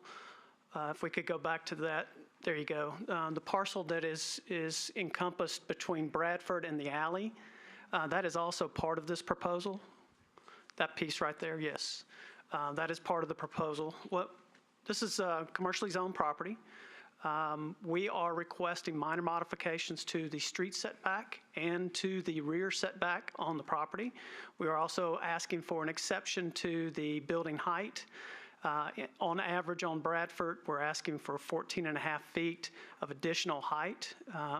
The building does sit against the setback on Bradford, and there's approximately 17 feet of grade difference between the intersection of 8th Avenue and the alley on Bradford. If you were to go up 8th Avenue to the high side of the property, there's approximately 27 feet of grade differential between the highest corner on 8th Avenue and the lowest corner, which is the intersection of Bradford and the public alley. In the interest of time, I will stop talking and turn this over to you guys for any questions. Before we start asking questions, and I know it's been a long meeting, I want to recognize all those people that have been here for hours in the meeting. Those who are in favor of this, please raise your hand. Okay, very good. Questions for the applicant?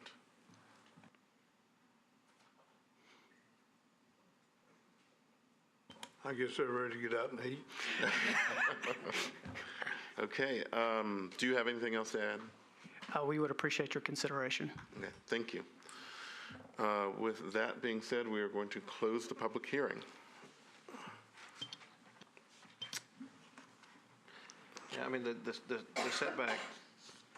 setback requests are, I think, very minimal, and certainly makes sense based on the shape of the lot. The height restrictions, I drive this street a good bit, and it is a very dramatic drop, and you can even see the current property.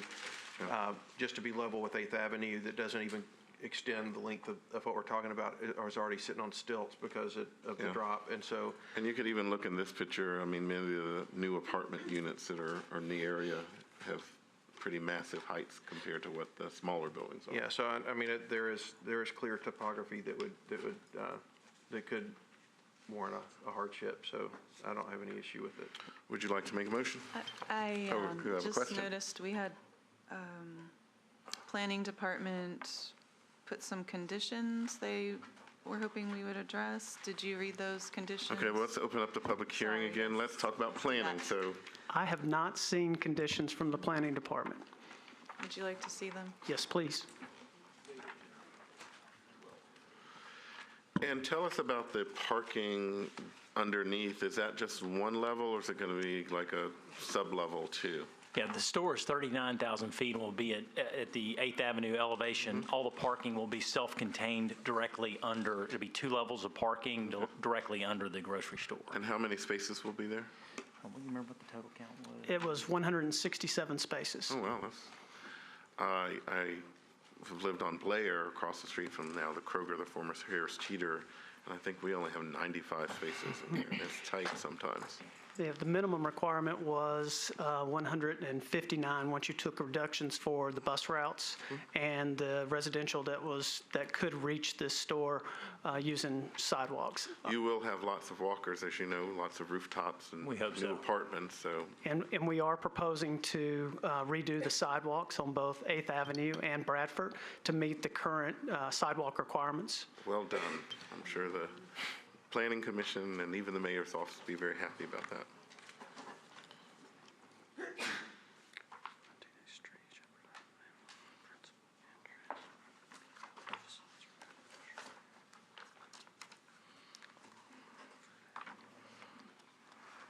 I was worried more about the sidewalks, and you've answered that question, but do you want to address the other? I don't even remember what they were now. And Ms. Karpenick, on behalf of staff, we sometimes note, because we are often asked by the board, the second condition mentioned by the planning staff is one that involves glazing, spandrel glass, facade treatments, drapes, shutters, curtains, probably paint colors.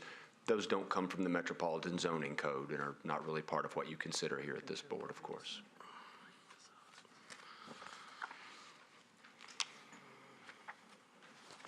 Building facades fronting the street shall provide a minimum of one principal entrance. So if I could, I'd like to take each one of these individually. Item 1 states that building facades fronting a street shall provide a minimum of one principal entrance. Currently, this facility is a 3-story facility. It will have a main entrance on 8th Avenue. That entrance will have a series of elevators that take pedestrians down to the 2 layers of the parking deck. There will be access available to the parking deck from Bradford and from the alley for both vehicles and pedestrians. I'm not sure what this states, it almost tells me that we need to have a main entrance into the grocery store from each access, which would be problematic from the standpoint of the height differential. Will you have bicycle racks, and how many? I believe we're required to have at least one bicycle rack with, I believe, 6 spaces available. We're also trying to do an outdoor kind of seating area so that people, when they come and use the delicatessen or the prepared foods, they've got a place to sit outside. So we are planning to have those elements. There is a kind of bicycle committee that the mayor's office appoints. I would really kind of engage with them, and they will tell you about how many racks and what types of racks and the location and all of that. I think for this particular grocery store in this particular area, it would be really helpful to talk to those folks and come up with, you know, a very good solution. 6 is probably too small. Understood. Have you met with the planning department? We did. We met with the planning department on the front end of the project to talk about options for keeping this a CS zone or going to an SP if it didn't fit within the CS. We had subsequent conversations with the codes administration, and we found a way to keep it within the CS zone, which is why we're proceeding in this manner. So if this is approved today with the special exception, it will allow us to go forward in the CS zone and go through the codes department. Would you mind just bringing your elevations into them and showing them what you're doing? We have. They've seen it. They've seen it, yes.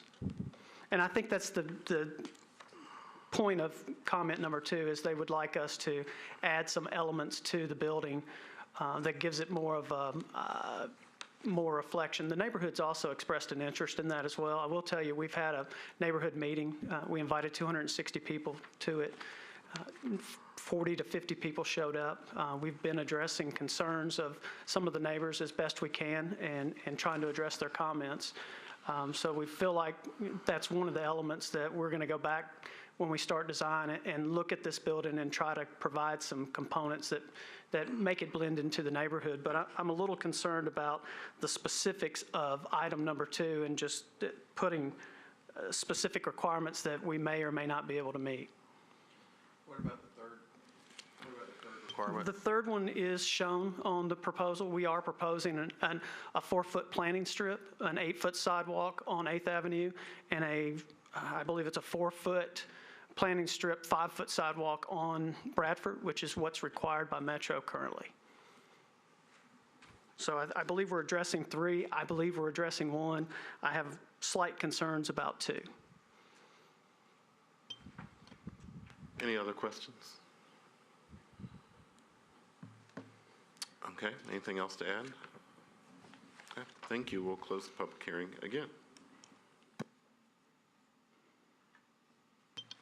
Well, I'll remake the motion that, unless you want to talk about the recommendations. I mean, I do understand the concern about being required to have an entrance on Bradford, and I think that that'll evolve appropriately in the community meetings and in the final design. And certainly it's a business that wants to accommodate its customers, and if they determine a need for that, I'm sure that they will figure out how to do that.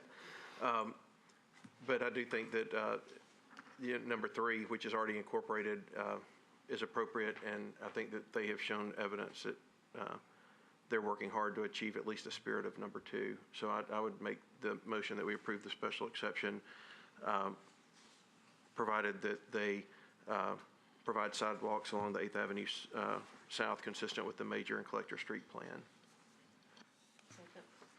Okay, motion's been made and properly seconded. Any more discussion? Seeing none, all those in favor of the motion signify by saying aye. Aye. Opposed? Passes unanimously. Thank you. Good luck.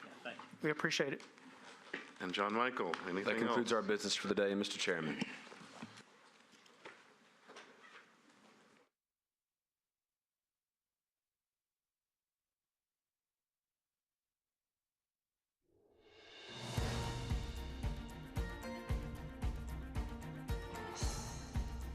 This has been a service of the Metro Nashville Network.